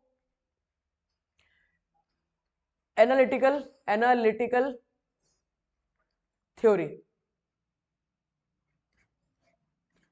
तो इन्होंने कहा कि पर्सनैलिटी के 3 हिस्से होते हैं, id, ego and super ego. As a person मेरे अंदर तीनों हिस्से हैं, id, ego and super ego. मेरी पर्सनैलिटी का ईड वो हिस्सा है जो अनकॉन्शियस है, जो अनकॉन्शियस है, जिसके बारे में शायद मुझे भी नहीं पता, जो इनेट है, जो बाय बर्थ मेरे साथ है, जो मेरी मेरी पर्सनैलिटी का एक नेचुरल हिस्सा है, दैट इज ईड। इसको आइसबर्ग के साथ भी रिलेट किया था। आइसबर्ग, ये पानी है, और पानी के ऊपर जितना हिस्सा आपको दिख रहा है वो ईगो है, वो ईगो है जितना हमें दिख रहा है, that is the conscious part of personality, जिसके बारे में हमें समझदारी, जो हमें समझदारी है और जो हम समझ पा रहे हैं कि क्या चीज सही है क्या चीज गलत है, तो दैट इज ईगो। उसके बाद जो हिडन पार्ट है, हिडन पार्ट सारा ईड है। Id is the big hidden part of the personality, जो रॉ है, जो आपका इनेट है, जो आपके बाय बर्थ आपकी पर्सनैलिटी का हिस्सा रहता है। सुपर ईगो वो हिस्सा है, मोरल कॉन्शियसनेस, ठीक है, ये मोरल कॉन्शियसनेस पर्सनालिटी है। ये रिलेट करता है आपके स्पिरिचुअल नॉलेज के साथ, स्पिरिचुअल फैक्टर के साथ रिलेट करता है। ईगो आपकी पर्सनालिटी का कॉन्शियस हिस्सा है, क्या सही क्या गलत, कब करना चाहिए कब नहीं करना चाहिए, तो ये एज अ ईगो आपको पता होना चाहिए। आप कॉन्शियसली हर चीज के बारे में डेवलप्ड होने चाहिए, कब करना है, क्यों करना है, कैसे करना है। तो यहां पर डिपेंड करता है कि अगर आपकी पर्सनैलिटी में ईड फैक्टर ज्यादा है तो डेफिनेटली आप नेगेटिविटी की तरफ ज्यादा होंगे, आपका जो मन करता है, मतलब आप अपने मन के काबू में हैं, ईड फैक्टर अगर ज्यादा है तो। अगर सुपर ईगो ज्यादा है तो इसका मतलब है कि आप में स्पिरिचुअल वैल्यूज ज्यादा हैं, आप लोगों के बारे में, सोसाइटी के बारे में, भगवान के प्रति ज्यादा समर्पित हैं। ईगो पर्सनैलिटी का मतलब है आपके लिए सब चीज बैलेंस्ड है, ईड भी आपके लिए इंपॉर्टेंट है, मन की बात भी सुनते हैं, और अपने अपने जो आपके अंदर मोरल जो वैल्यूज है, स्पिरिचुअल जो वैल्यूज है, उसकी भी बात आप सुनते हैं। दोनों ही जरूरी है, सब कुछ टाइम पर, कब करना है कैसे करना है, this is your ego personality. तो ये 3 तरीके से डेवलप किया है, 3 तरीके से एक्सप्लेन किया है सिगमंड फ्रूड ने। ओके, इसके बाद चलते हैं आगे, कुछ क्वेश्चंस यहां पे कर लेते हैं।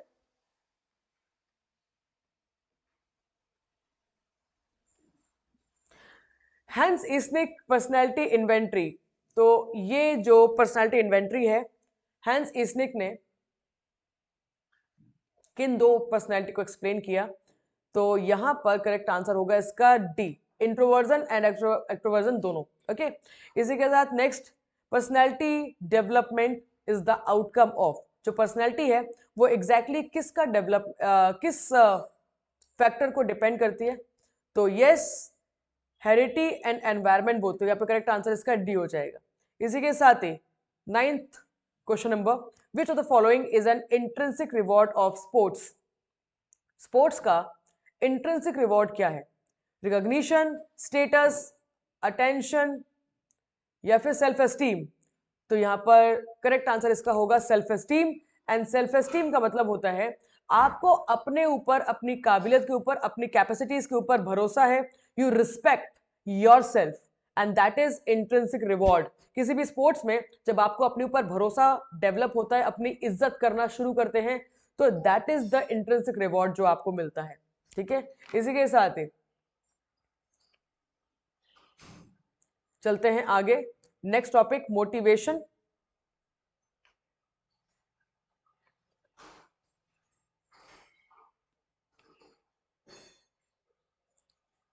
ओके, सो मोटिवेशन में क्या क्या चीजें हैं इसको पढ़ लेते हैं एक बार।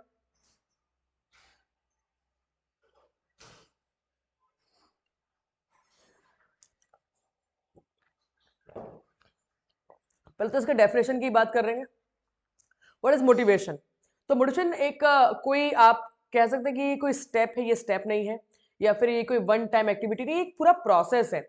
ये एक ऐसा प्रोसेस है जिस प्रोसेस में, जो प्रोसेस इनिशिएट करता है, डायरेक्ट करता है और सस्टेन करता है बिहेवियर को, विच मीन्स आप अगर एज अ पर्सन अगर आप मोटिवेशन फील कर रहे हैं, तो ये कोई वन टाइम एक्टिविटी नहीं है, इसके पीछे बहुत सारे फैक्टर्स हैं और आपका कंटिन्यूअस एफर्ट है। तो एक ऐसा एफर्ट जो आपको इनिशिएट करता है, आपको एक डायरेक्शन प्रोवाइड करता है और आपको बिहेवियर को कंटिन्यूअस एफर्ट लगाने के लिए मोटिवेट करता है, ताकि आपकी जो नीड्स है, अब ये नीड्स 2 टाइप की यहां पर दी गई है, फिजियोलॉजिकल और साइकोलॉजिकल, तो जो भी नीड्स है उसको आप पूरा कर सके, फुलफिल कर सके, तो इसे कहते हैं मोटिवेशन। अब मोटिवेशन का जो प्रोसेस है वो 3 में डिवाइड है। पहला एक्टिवेशन, दूसरा परसिस्टेंस और तीसरा इंटेंसिटी।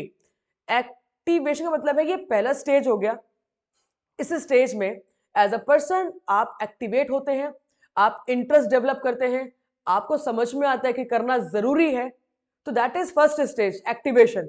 दूसरा, जब आप उसको कंटिन्यूअसली करते रहते हैं, बार बार प्रैक्टिस करते हैं, फिर आपका कॉन्फिडेंस और एडाप्टेशन डेवलप होता है।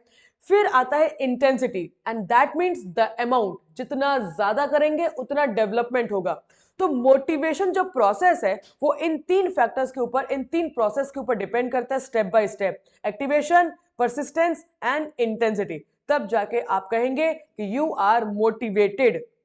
इनमें से कोई भी चीज अगर वीक हो गई तो आप अपने आप को पूरा मोटिवेटेड नहीं कह पाएंगे। हम एक्टिवेट तो हो जाते हैं, मैंने आपको बोल दिया ये करना है, वो करना है, ऐसे कर लेंगे, वैसे कर लेंगे, लेकिन एक दिन सुनने के बाद अगले दिन आप उस चीज को कंटिन्यू नहीं कर पाए, तो वहीं पर मोटिवेशन खत्म हो जाएगा। वो तभी तक कंटिन्यू रहेगा जब आप उस चीज को परसिस्ट करते रहेंगे, कंटिन्यू करते रहेंगे। कंसिस्टेंसी ज्यादा इंपॉर्टेंट है। एक्टिवेट हो गए, उसके बाद कंटिन्यू, उसके बाद ज्यादा करेंगे, जितना ज्यादा करेंगे उतना आपके लिए बढ़िया रहेगा। फिर आता है मोटिव। मोटिव को आप नीड और डिजायर भी कह सकते हैं। ये नीड और डिजायर क्या है भाई, एक गोल को अचीव करने के लिए जो आपकी जरूरतें हैं, जो आपकी डिमांड है, तो वो एक मोटिव है। और कुछ नीड बेसिक नीड्स होती हैं, कुछ नीड्स एनवायरमेंटल नीड्स होती हैं। बेसिक नीड्स हो गया रोटी कपड़ा मकान, सिंपल है ना, जो जो जिसके बिना आप जिंदा नहीं रह सकते, उनको कहते हैं फिजियोलॉजिकल नीड्स। और कुछ नीड्स ऐसे जो जो सोसाइटी को देखकर हम सीखते हैं कि मेरे पास कार हो, मेरे पास अच्छा खाना खाने के लिए हो, मेरे पास कपड़े अच्छे पहनने के लिए हो, महंगे-महंगे कपड़े, महंगा-महंगा घर, है ना? ये सब चीज़ें एक एनवायरमेंटल सोशल नीड्स में काउंट होती हैं, जो देखकर हम लोग समझते हैं, सीखते हैं। तो ये जो नीड्स है, जैसे-जैसे आप नीड्स को बढ़ाएँगे, वैसे-वैसे डिज़ायर्स बढ़ेंगे और जैसे-जैसे डिज़ायर्स बढ़ेंगे, वैसे-वैसे ड्राइव बढ़ेगी। तो आपको मैंने ये बात अभी भी बताई थी, need leads to drive and drive leads to unpleasant feeling, और कह सकते हैं ट्रबल, और कह सकते हैं अनसेटिस्फैक्शन। तो जितनी ज्यादा नीड्स, बेसिकली नीड्स आपकी ड्राइव को बेहतर करती है। अगर कोई चीज आपको चाहिए और अगर वो चीज आपको चाहिए ही चाहिए, तो इसकी वजह से आप सो नहीं पाएंगे, आपकी रातों की नींद उड़ जाएगी, है ना? तो सपना वो जो सोने ना दे, क्योंकि सपने आपके अंदर ड्राइव्स पैदा करेंगे। सपना वो कि आपको कुछ चाहिए, कुछ अचीव करना है। तो जो अचीव करना है वो एक नीड हो गई। उसके बाद जो एनर्जी डेवलप हो रही है वो ड्राइव हो गई। और जब आप उस चीज को कंटिन्यूसली एफर्ट को लगाते रहते हैं, करते रहते हैं, तो तब जाके अब जब आप एम अचीव करते हैं, तब इस पूरे प्रोसेस को आप मोटिवेशन के साथ रिलेट करेंगे। और यही ड्राइव है, यही नीड है जो गोल को अचीव करने के लिए हेल्पफुल रहती है। ये जो मोटिवेशन है, ये दो में डिवाइड है, इंट्रिंसिक और एक्सट्रिंसिक। इंट्रिंसिक मोटिवेशन मतलब आप मोटिवेटेड हैं फ्रॉम इंटरनली। इसके लिए आपको किसी की जरूरत नहीं है, आपको खुद सेटिस्फैक्शन है, आपको वो चीज करना पसंद है, आपके खुद के लिए जब आप वो चीज करते हैं, तो इसे कहा जाता है इंट्रिंसिक मोटिवेटेड। बट अगर किसी चीज को आपको पाना है, किसी पाने के लिए आपको सोशल रिकॉग्निशन चाहिए, लोगों में पहचान चाहिए, लोगों ने किया तो इसलिए आपको भी करना है, कोई रिवॉर्ड चाहिए, कोई इंसेंटिव चाहिए, कोई बोनस चाहिए, लोगों में नाम हो, लोग आपकी तारीफ करें, अगर ये चीज के लिए आप कोई काम करते हैं, तो ये एक्सट्रिंसिक मोटिवेशन के रूप में आएगा। गलत और सही ऐसा कुछ भी नहीं है कि एक्सट्रिंसिक गलत है, इंट्रिंसिक सही है, ऐसा कुछ भी नहीं है। दोनों ही सही है अपने अपने अकॉर्डिंग, लेकिन ज्यादा ताकत और लॉन्ग लास्टिंग होता है इंट्रिंसिक मोटिवेशन, बिकॉज ये खुद रेडीनेस के ऊपर डिपेंड करता है कि आपको खुद को चाहिए, आप खुद उस चीज के लिए मोटिवेटेड है। जरूरत नहीं है कोई आप उस चीज को जाने पहचाने या फिर कोई इस चीज के लिए फेवर करे, बट आपके लिए वो चीज ज्यादा इंपॉर्टेंट है, तो इसलिए आप वो करते हैं। That is intrinsic motivation. Okay, इसी के साथ ही कुछ थ्योरीज की बात करेंगे। सबसे पहले आती है थ्योरीज ऑफ मोटिवेशन में need theory, and that is Maslow's hierarchy need theory by Abraham Maslow. इनके अकॉर्डिंग ये कहते हैं कि जो नीड है वो दो में डिवाइड है, प्राइमरी और सेकेंडरी। जो प्राइमरी नीड है उसको बायोलॉजिकल नीड के साथ भी रिलेट किया गया है, which means this is inborn इनेट। ये वो नीड है जो बेसिकली आपके बॉडी के साथ रिलेटेड है, जिसके बिना आप जिंदा नहीं रह सकते। ये वो नीड है, प्राइमरी और फिजियोलॉजिकल नीड है। जैसे कि यहां पर लिखा हुआ है, air, water, food, shelter, sleep, clothing, reproduction.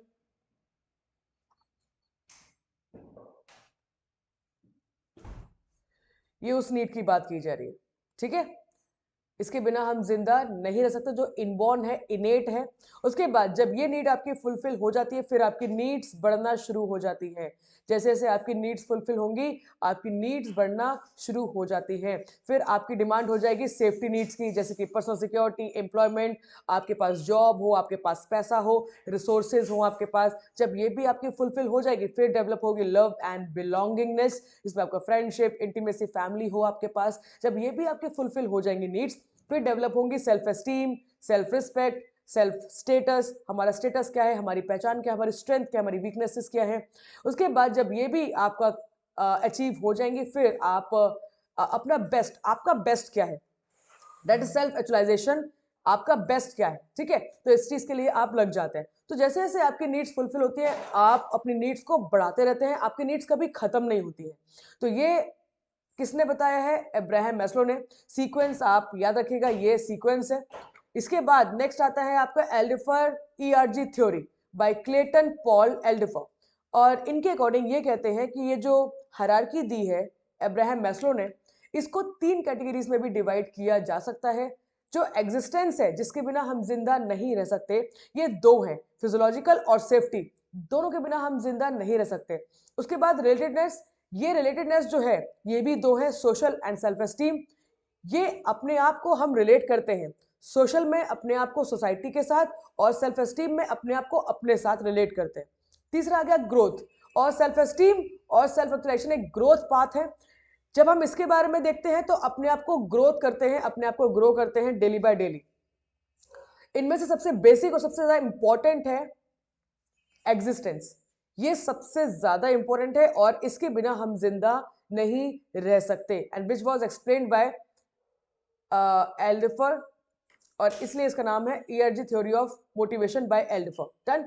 इसके बाद नेक्स्ट आ गया आपका acquired need achievement theory by McClelland in the year 1961 and Atkinson in the year 1974। ये कहते हैं कि नीड 3 टाइप की होती है मेनली, पावर, एफिलिएशन और अचीवमेंट। या तो किसी को पावर की नीड है, मैं चाहता हूं रूल करना, कंट्रोल करना। आपको प्रमोशन क्यों चाहिए, आपको एक अच्छी रैंक क्यों चाहिए जिस भी कंपनी में आप काम कर रहे हैं।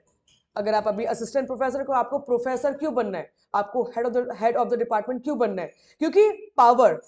लोगों को, कुछ लोगों को प्यार होता है पावर से, कंट्रोल करना उनको पसंद होता है, तो ये एक नीड है जिसके लिए वो डेवलप करते रहते हैं अपने आप को।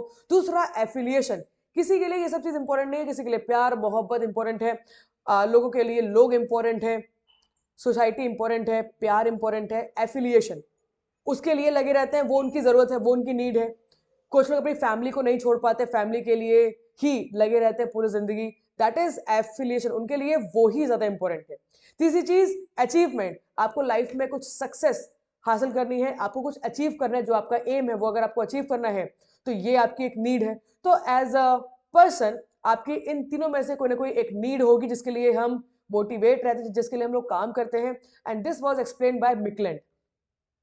एक और है two factor theory by Frederick Herzberg in the year 1959। ये कहते हैं कि जो आपका मोटिवेशन है वो 2 चीजों के ऊपर डिपेंड करता है, हाइजीन फैक्टर और मोटिवेटर्स।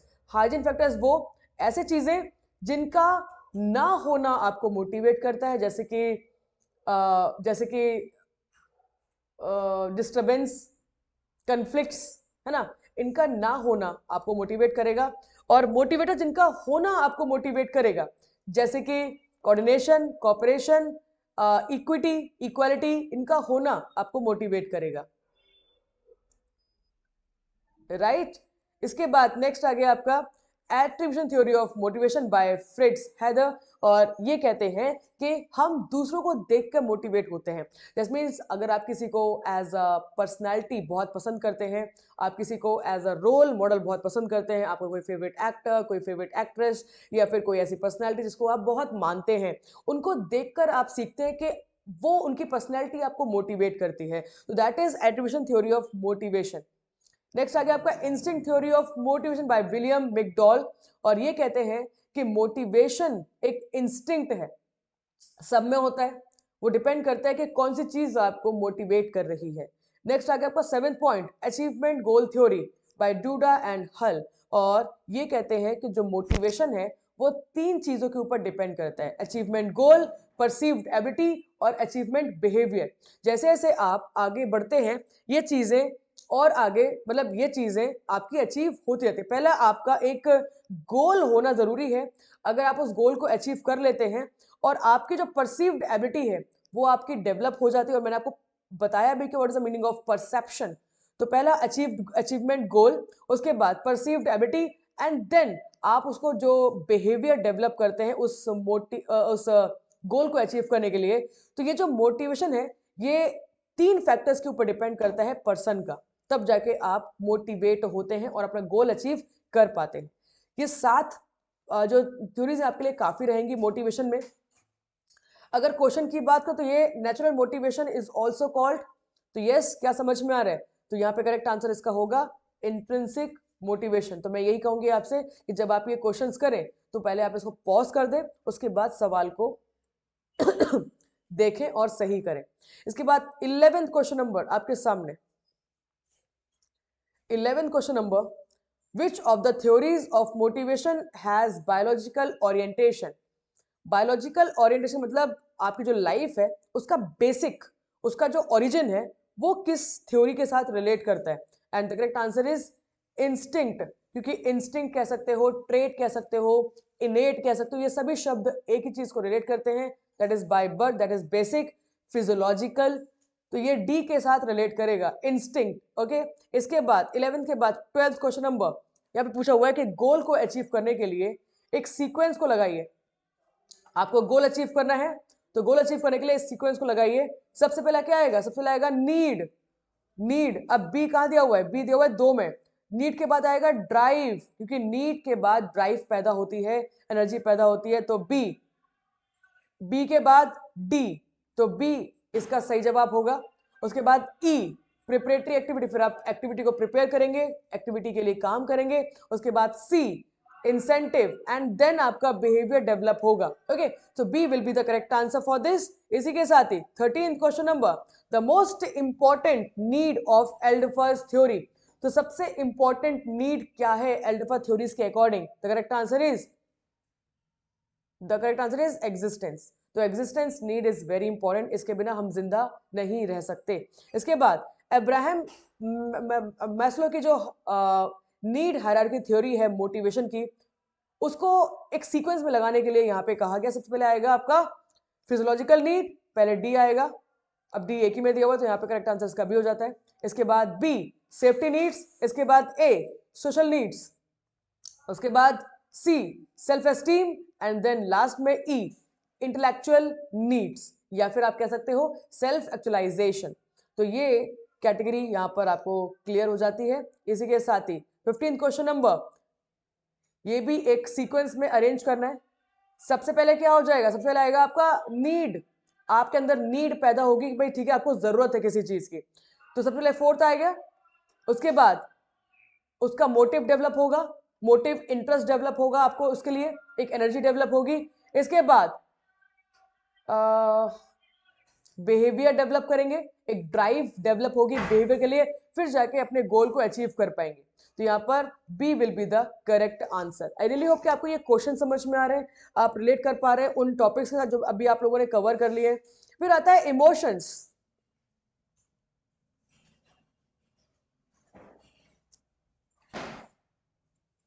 फिर टॉपिक आता है इमोशंस, और इमोशंस को डेवलप या इमोशंस को एक्सप्लेन किया है रिचर्ड लेजरस ने इन द ईयर 1921। और यहाँ पर इमोशन की डेफिनेशन आप यहाँ पर देख सकते हैं, एन ऑर्गेनाइज्ड साइकोफिजियोलॉजिकल रिएक्शन। अब ये बेसिकली इमोशन क्या है? एक रिएक्शन है। Reaction is a combination of physiological and psychological environment. आपके बॉडी पर कोई भी डिमांड होती है, अब ये डिमांड किसी भी टाइप की हो सकती है, आपके फेवर में भी आपके अगेंस्ट में भी, तो डिमांड को स्टिमुलस भी कह सकते हैं।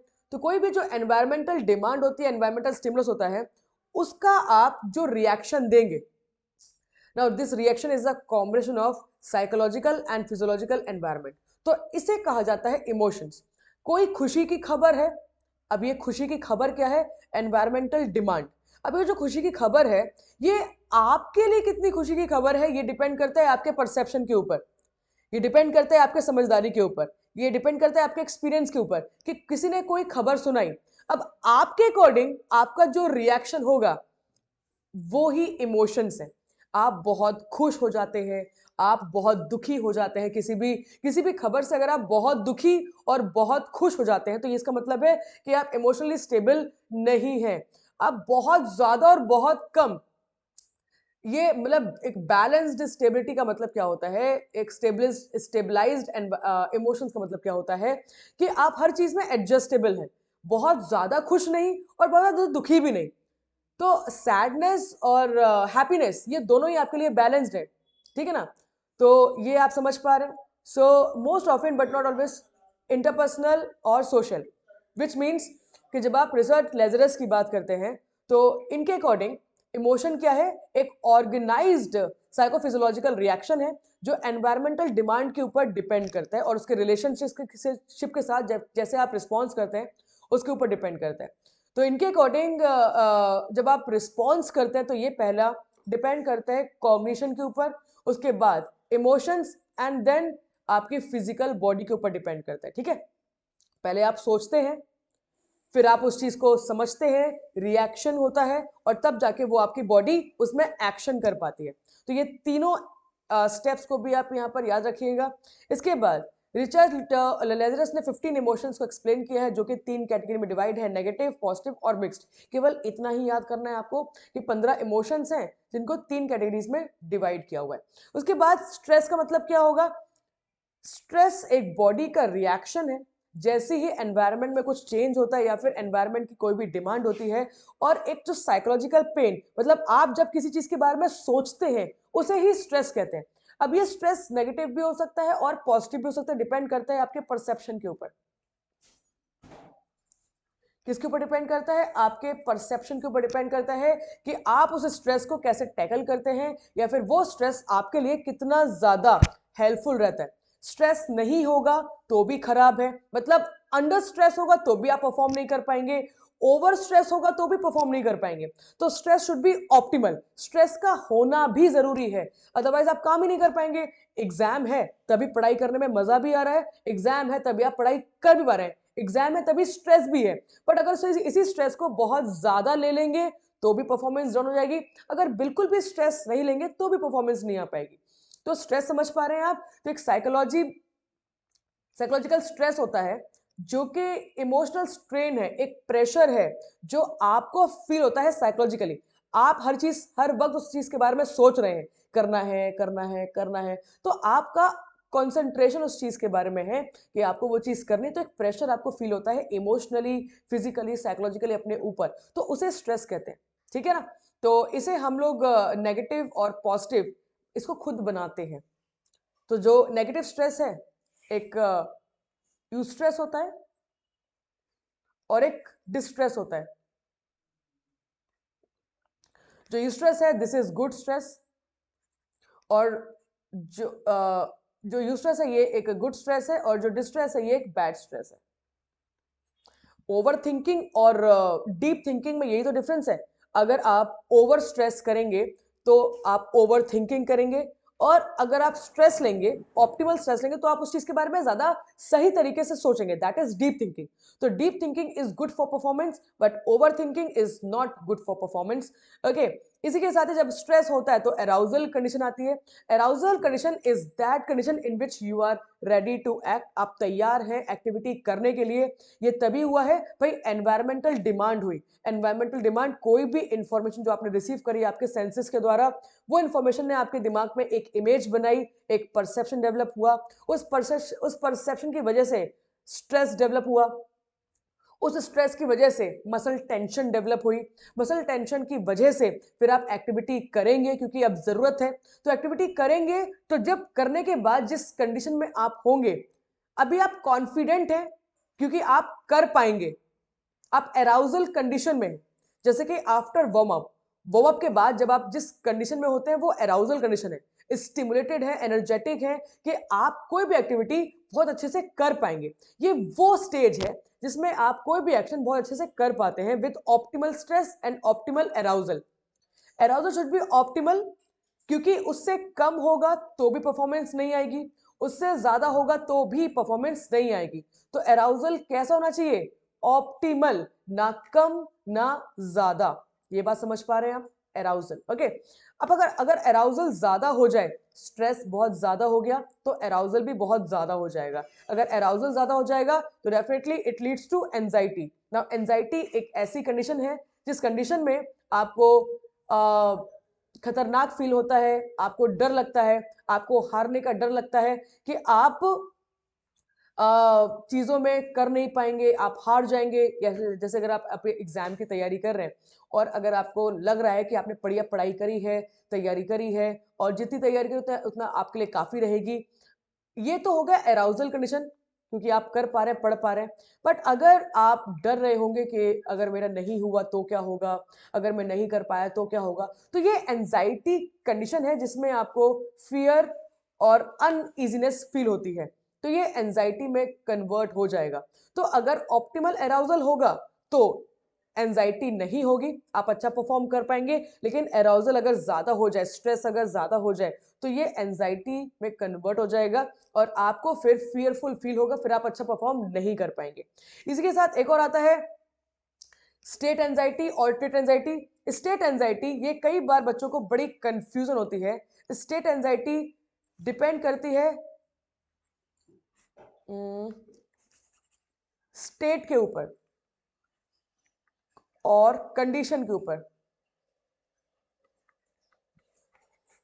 और जो ट्रेट एंजाइटी है, इट्स अ पार्ट, ये आपका ये एक ट्रेट है। मतलब ट्रेट मैंने जैसे अभी आपको बताया, ट्रेट मतलब ये आपके बॉडी का, आपका एक नेचर है, एक नेचर है, एक बिहेवियर है, एक कैरेक्टर है। ठीक है, तो आप दोनों में समझ पा रहे हैं, थोड़ा बहुत समझ पा रहे हैं। एंजाइटी, आपको डर लगता है कंडीशन सिचुएशन के अकॉर्डिंग। अगर सिचुएशन बहुत ज्यादा डेंजरस है तो आपको भी डर लगेगा। एकदम से आपको उठा दिया और कहा कि स्टेज पे बोलो, अब सीधी सी बात है, अगर आपको कोई एक्सपीरियंस नहीं है तो आपको डर लगेगा इतनी सारी ऑडियंस के सामने एकदम से बोल पाना। तो ये कंडीशन के अकॉर्डिंग आपको डर लग रहा है। बट जब आप इस चीज को बार बार प्रैक्टिस करेंगे तो आपके लिए ये कंडीशन भी इजी हो जाएगी, फिर आपको डर नहीं लगेगा। तो ये स्टेट एंजाइटी जो है वो सिचुएशन के ऊपर डिपेंड करती है। जैसे जैसे आप उस सिचुएशन को ओवरकम करेंगे वैसे वैसे ये एंजाइटी भी आपकी ओवरकम हो जाएगी। तो इसका सबसे बेस्ट तरीका है प्रैक्टिस। जितनी आप प्रैक्टिस करेंगे उतना आप स्टेट एंजाइटी से ओवरकम कर पाएंगे। बट जो ट्रेट एंजाइटी है वो आपका नेचर, आपका बिहेवियर है। ये जब जब वो सिचुएशन होगी तब तक वो होगा ही होगा। तो इसके लिए आप प्रैक्टिस करें तो भी ये ओवरकम नहीं होती, because it's a part of your personality, it is you. And ये जो एंजाइटी है ये बाय बर्थ कई बार आपके साथ होती है। जैसे कि किसी लोगों को अगर हाइड्रोफोबिया है, तो हाइड्रोफोबिया का मतलब है कि पानी से डर लगता है।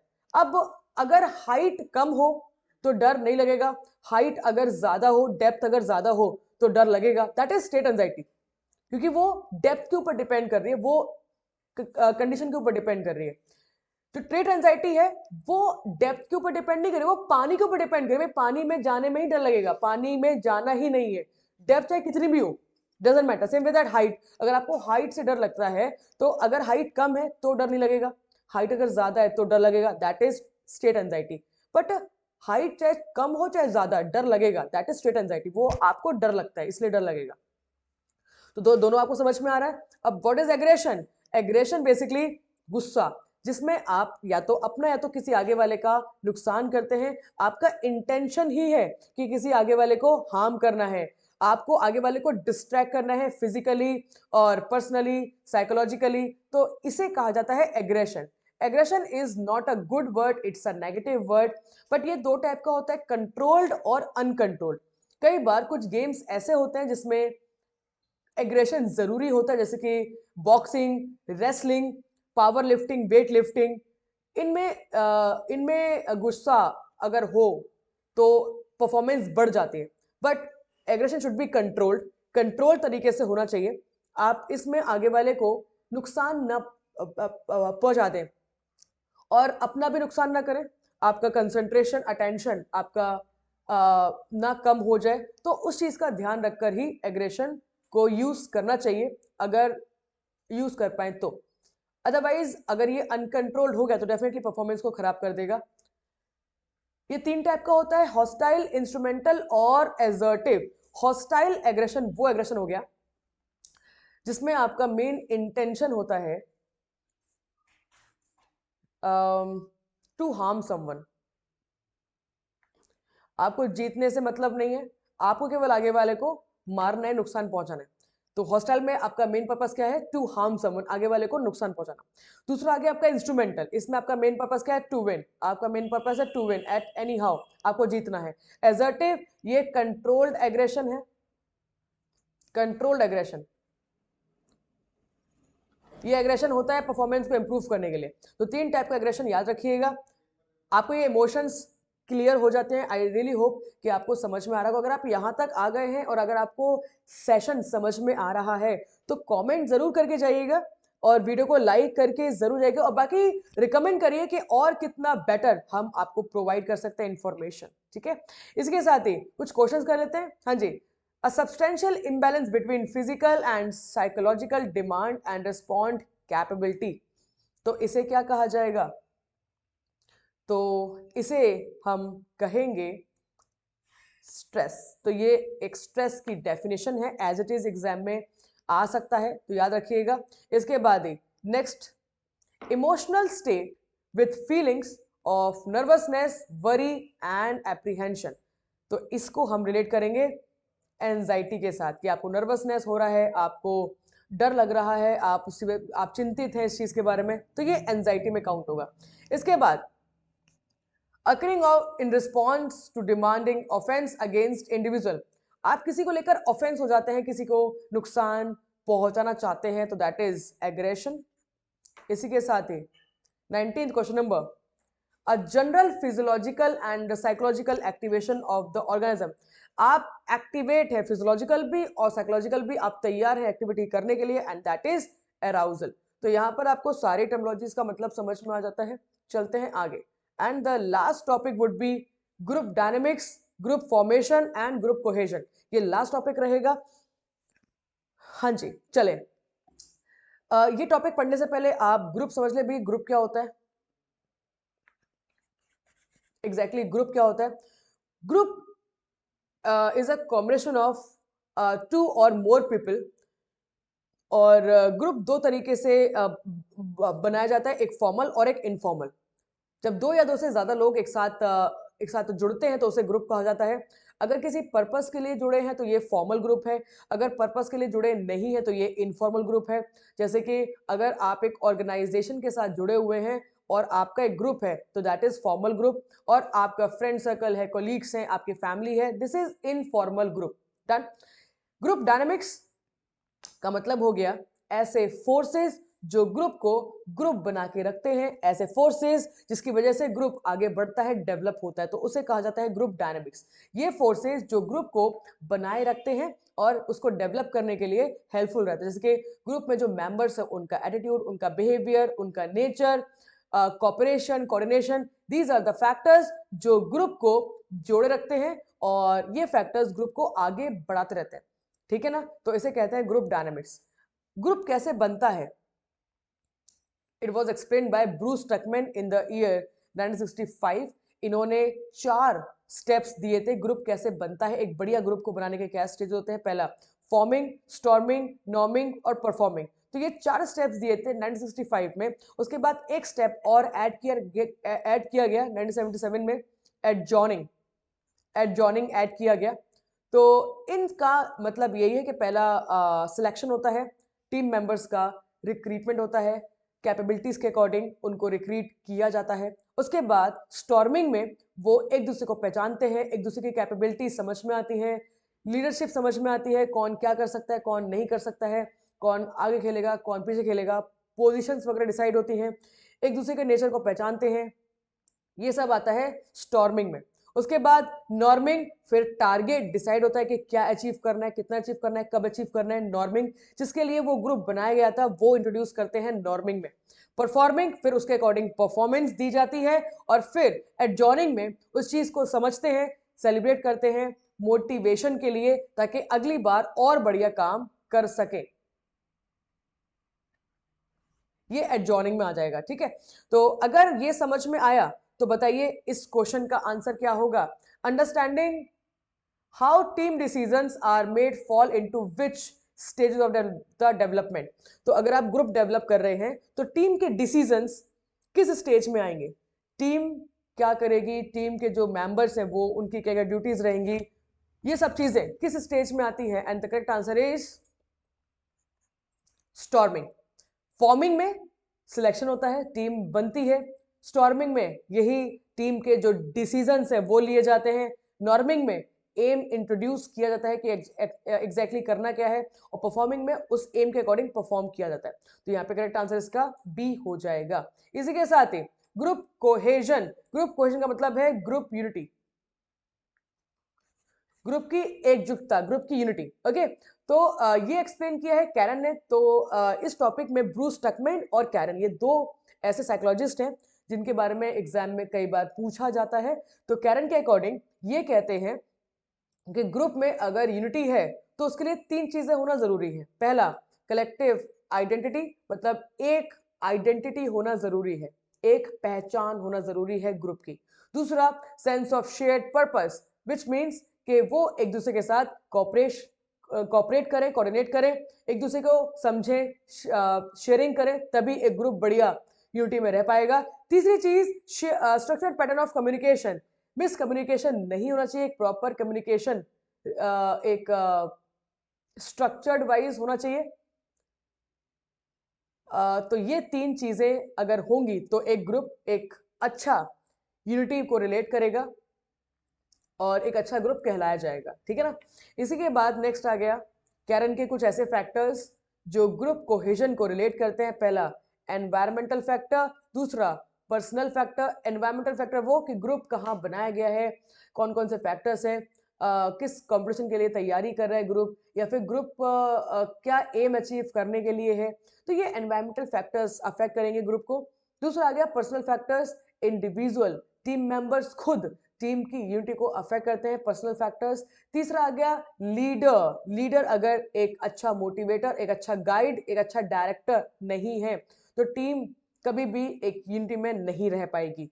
चौथा आ गया आपका टीम फैक्टर, टीम खुद जिम्मेदार है उस टीम की यूनिटी के लिए, ठीक है। तो ये कुछ ऐसे फैक्टर्स हैं, मेरा नेचर, मेरा बिहेवियर, ये सब आएगा पर्सनल फैक्टर में कि एज अ पर्सन मुझे क्या एक सोच रखनी है, मुझे अपना अलग अलग सेल्फिशनेस नहीं रखनी है यहाँ पे। तो ये सब चीजें जब होंगी तब एक टीम की यूनिटी बन जाती है। तो ये 4 फैक्टर्स याद रखिएगा बाय कैरन। ओके, फिर आते हैं लीडरशिप स्टाइल। तो लीडरशिप स्टाइल में भी आप ये मानिएगा, ये मेन यहाँ पर मैंने आपके लिए यहाँ पर लिखे हुए हैं। पहला आ गया डेमोक्रेटिक लीडर, ये वो लीडर है जो अपने सबॉर्डिनेट्स, जो अपने टीम मेंबर्स को पार्टिसिपेट करने का मौका देता है टीम सिलेक्शन के लिए, टीम डिसीजन के लिए।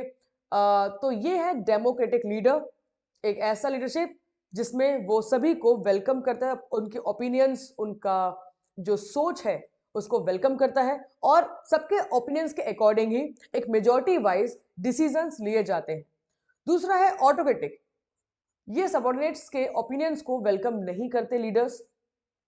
ये डिपेंड करता है सिचुएशन के अकॉर्डिंग। सिचुएशन अगर फेवरेबल है तो ही हम डिसीजंस, मतलब सिचुएशन अगर ऐसी है कि टाइम बहुत कम है हमारे पास और कम टाइम में आप टीम को मीटिंग में इन्वॉल्व नहीं कर सकते, आप टीम के डिसीजंस को नहीं इन्वॉल्व कर सकते, उस टाइम पे एज अ लीडर आपको खुद का इंडिविजुअल डिसीजन लेना पड़ेगा और ये सिचुएशन की डिमांड होती है। इस रीजन से इस टाइम पर जो भी स्टाइल यूज करते हैं वो है ऑटोक्रेटिक या फिर अथॉरिटेटिव लीडरशिप स्टाइल।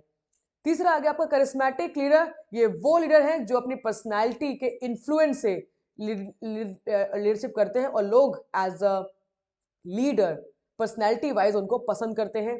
जैसे कि कुछ कोई आपका बहुत बड़ा एक्टर, जैसे कि अमिताभ बच्चन, जैसे कि अक्षय कुमार, जैसे कि सचिन तेंदुलकर, एम एस धोनी, ये बहुत बड़ी पर्सनैलिटीज हैं जिनको देखकर हम इन्फ्लुएंस होते हैं, जिनकी बात हम मानते हैं, सुनते हैं। नेक्स्ट आ गया लेसेस फेयर और डेलीगेटिव लीडरशिप। ये बेसिकली ये वो स्टाइल है जिसमें एज अ लीडर आप डिपेंड होते हैं अपने सबॉर्डिनेट्स के ऊपर, अपने पार्टिसिपेंट्स के ऊपर, अपने टीम मेंबर्स के ऊपर। बेसिकली डिसीजंस वो खुद लेते हैं, आप केवल उनको अपॉइंट करते हैं और उनको टारगेट देते हैं एज अ लीडर। बाकी सारा काम, सारे डिसीजन वही खुद करते हैं। आप कहते हैं कि भाई आई वांट रिजल्ट और बाकी काम अपने हिसाब से करो आप। ये वो टाइप का स्टाइल है। ट्रांसफॉर्मेशनल, एक ऐसे लीडर जो अपने सबॉर्डिनेट्स को, टीम मेंबर्स को पूरा ट्रांसफॉर्म कर देते हैं। 6th पॉइंट, ट्रांसैक्शनल लीडर, वो लीडर जो रिवॉर्ड एंड पनिशमेंट यूज करते हैं कि अगर आपने अच्छा काम किया तो आपको मिलेगा बोनस, अगर आपने खराब काम किया तो आपको मिलेगा एक्स्ट्रा टाइम, एक्स्ट्रा वर्क करना पड़ेगा, आपकी छुट्टियां भी कैंसिल हो जाएंगी, आपकी सैलरी कम हो जाएगी। तो ये उस टाइप के लीडर्स होते हैं। 7वां आ गया आपका bureaucratic and these are the leader of power. ये ऐसे पावरफुल लीडर्स हैं जो अपनी पावर, अपनी पोजीशन को यूज करते हैं लीडरशिप करने के लिए कि I am this, I am HOD, I am principal, I am head of the department, you have to follow me, आपको मेरी बात माननी पड़ेगी। ये वो स्टाइल है लीडरशिप का। Done, okay. सो ये आपको यहाँ पर समझ में आता होगा और मुझे लगता है कि आपको यहाँ तक अगर हम आ गए हैं तो आपको ऑलमोस्ट सभी चीजें क्लियर हो गई होगी। अगर आपको सभी चीजें क्लियर हो गई हैं तो मुझे कमेंट करके ज़रूर जाइएगा, बिकॉज एक एक वीडियो में बड़ा एफर्ट लगता है। तो मैं बस इतना चाहूँगी आपसे कि मुझे केवल इतना बताएं कि ये वीडियो आपके लिए कितना हेल्पफुल रहा। कुछ क्वेश्चंस कर लेते हैं लास्ट में। हाँ जी, which style of leadership focuses on team building, conflict resolution and moral development? तो ये कौन सा स्टाइल ऑफ लीडरशिप होगा? तो ये कहा जाएगा सोशल लीडरशिप स्टाइल। ठीक है, तो कई बार जो मैंने आपको पढ़ाया है उसके अलावा भी कई बार क्वेश्चन बन जाएंगे, बट आप उसको आराम से कर पाएंगे, सवाल को अच्छे से समझिएगा, दैट इज इंपॉर्टेंट। आप कहेंगे भाई ये तो पढ़ा ही नहीं है हम लोगों ने, अरे ना भी पढ़ा हो तो भी आप इसको देखेंगे आराम से, आप कर पाएंगे। इसके साथ ही 21st question number 21st question number, inborn tendency for specific behavior in lower or higher animal is called? Inborn tendency, बार बार ये शब्द आपके सामने आ रहा है, inborn, inborn, innate, instinct, by birth, raw, तो ये सभी शब्द एक ही हैं, इसे कहा जाएगा इंस्टिंक्ट। तो ये शब्द को याद रखिएगा, ट्रेट, इन शब्दों को याद रखिएगा। प्रोग्रेसिव रिलैक्सेशन टेक्निक, ये वो टेक्निक है जो कि मेंटल ट्रेनिंग के लिए यूज की जाती है प्लेयर्स के लिए। इसे किसने डेवलप किया? एंड इसका करेक्ट आंसर है एडमंड जैकबसन। ठीक है, ये इंपॉर्टेंट क्वेश्चन है, याद रखिएगा। इसी के साथ ही नेक्स्ट क्वेश्चन नंबर 23, हाँ जी, कौन सी थ्योरी किसने दी है? भाई सबसे पहले कौन सा रिलेट कर रहे हैं आप? Albert Bandura, social learning theory, Albert Bandura. E का फोर्थ कहाँ दिया भाई? एक में दिया हुआ, लो ये लो। अब एक से जज नहीं करना है आपको, और भी देखना है। ए का थ्री सही है क्या? पर्सनैलिटी थ्योरी, कार्ल जंग, हाँ जी सही है। इन्होंने 4 तरीके से पर्सनैलिटी को डिफाइन किया है, ये भी बिल्कुल सही है। इसके बाद बी का फिफ्थ अब्राहम मैस्लो की नीड हायरार्की थ्योरी, बिल्कुल सही है, ये भी सही है।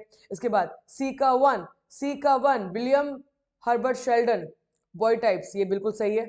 उसके बाद डी का टू गॉर्डन ऑलपोर्ट की ट्रेड थ्योरी, बिल्कुल सही है। तो यहाँ पे करेक्ट आंसर इसका सी हो जाता है। ओके, इसके बाद चलते हैं।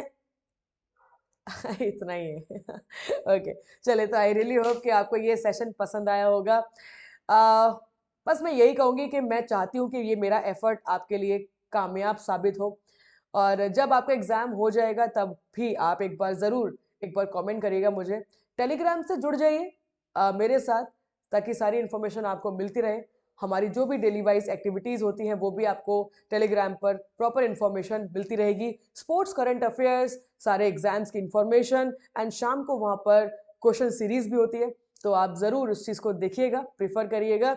और अगर कुछ भी चीज़ आपको लगता है कि मैम यहाँ पर गड़बड़ है या फिर ये चीज़ सही नहीं है, तो हमें कमेंट करिएगा, हम डेफिनेटली उस चीज़ पर काम करेंगे, वर्क करेंगे, और फिर एक नई एनर्जी के साथ, एक नई डेवलपमेंट के साथ आपके सामने फिर हाजिर होंगे। Thank you so much for watching the video till and. Thank you so much.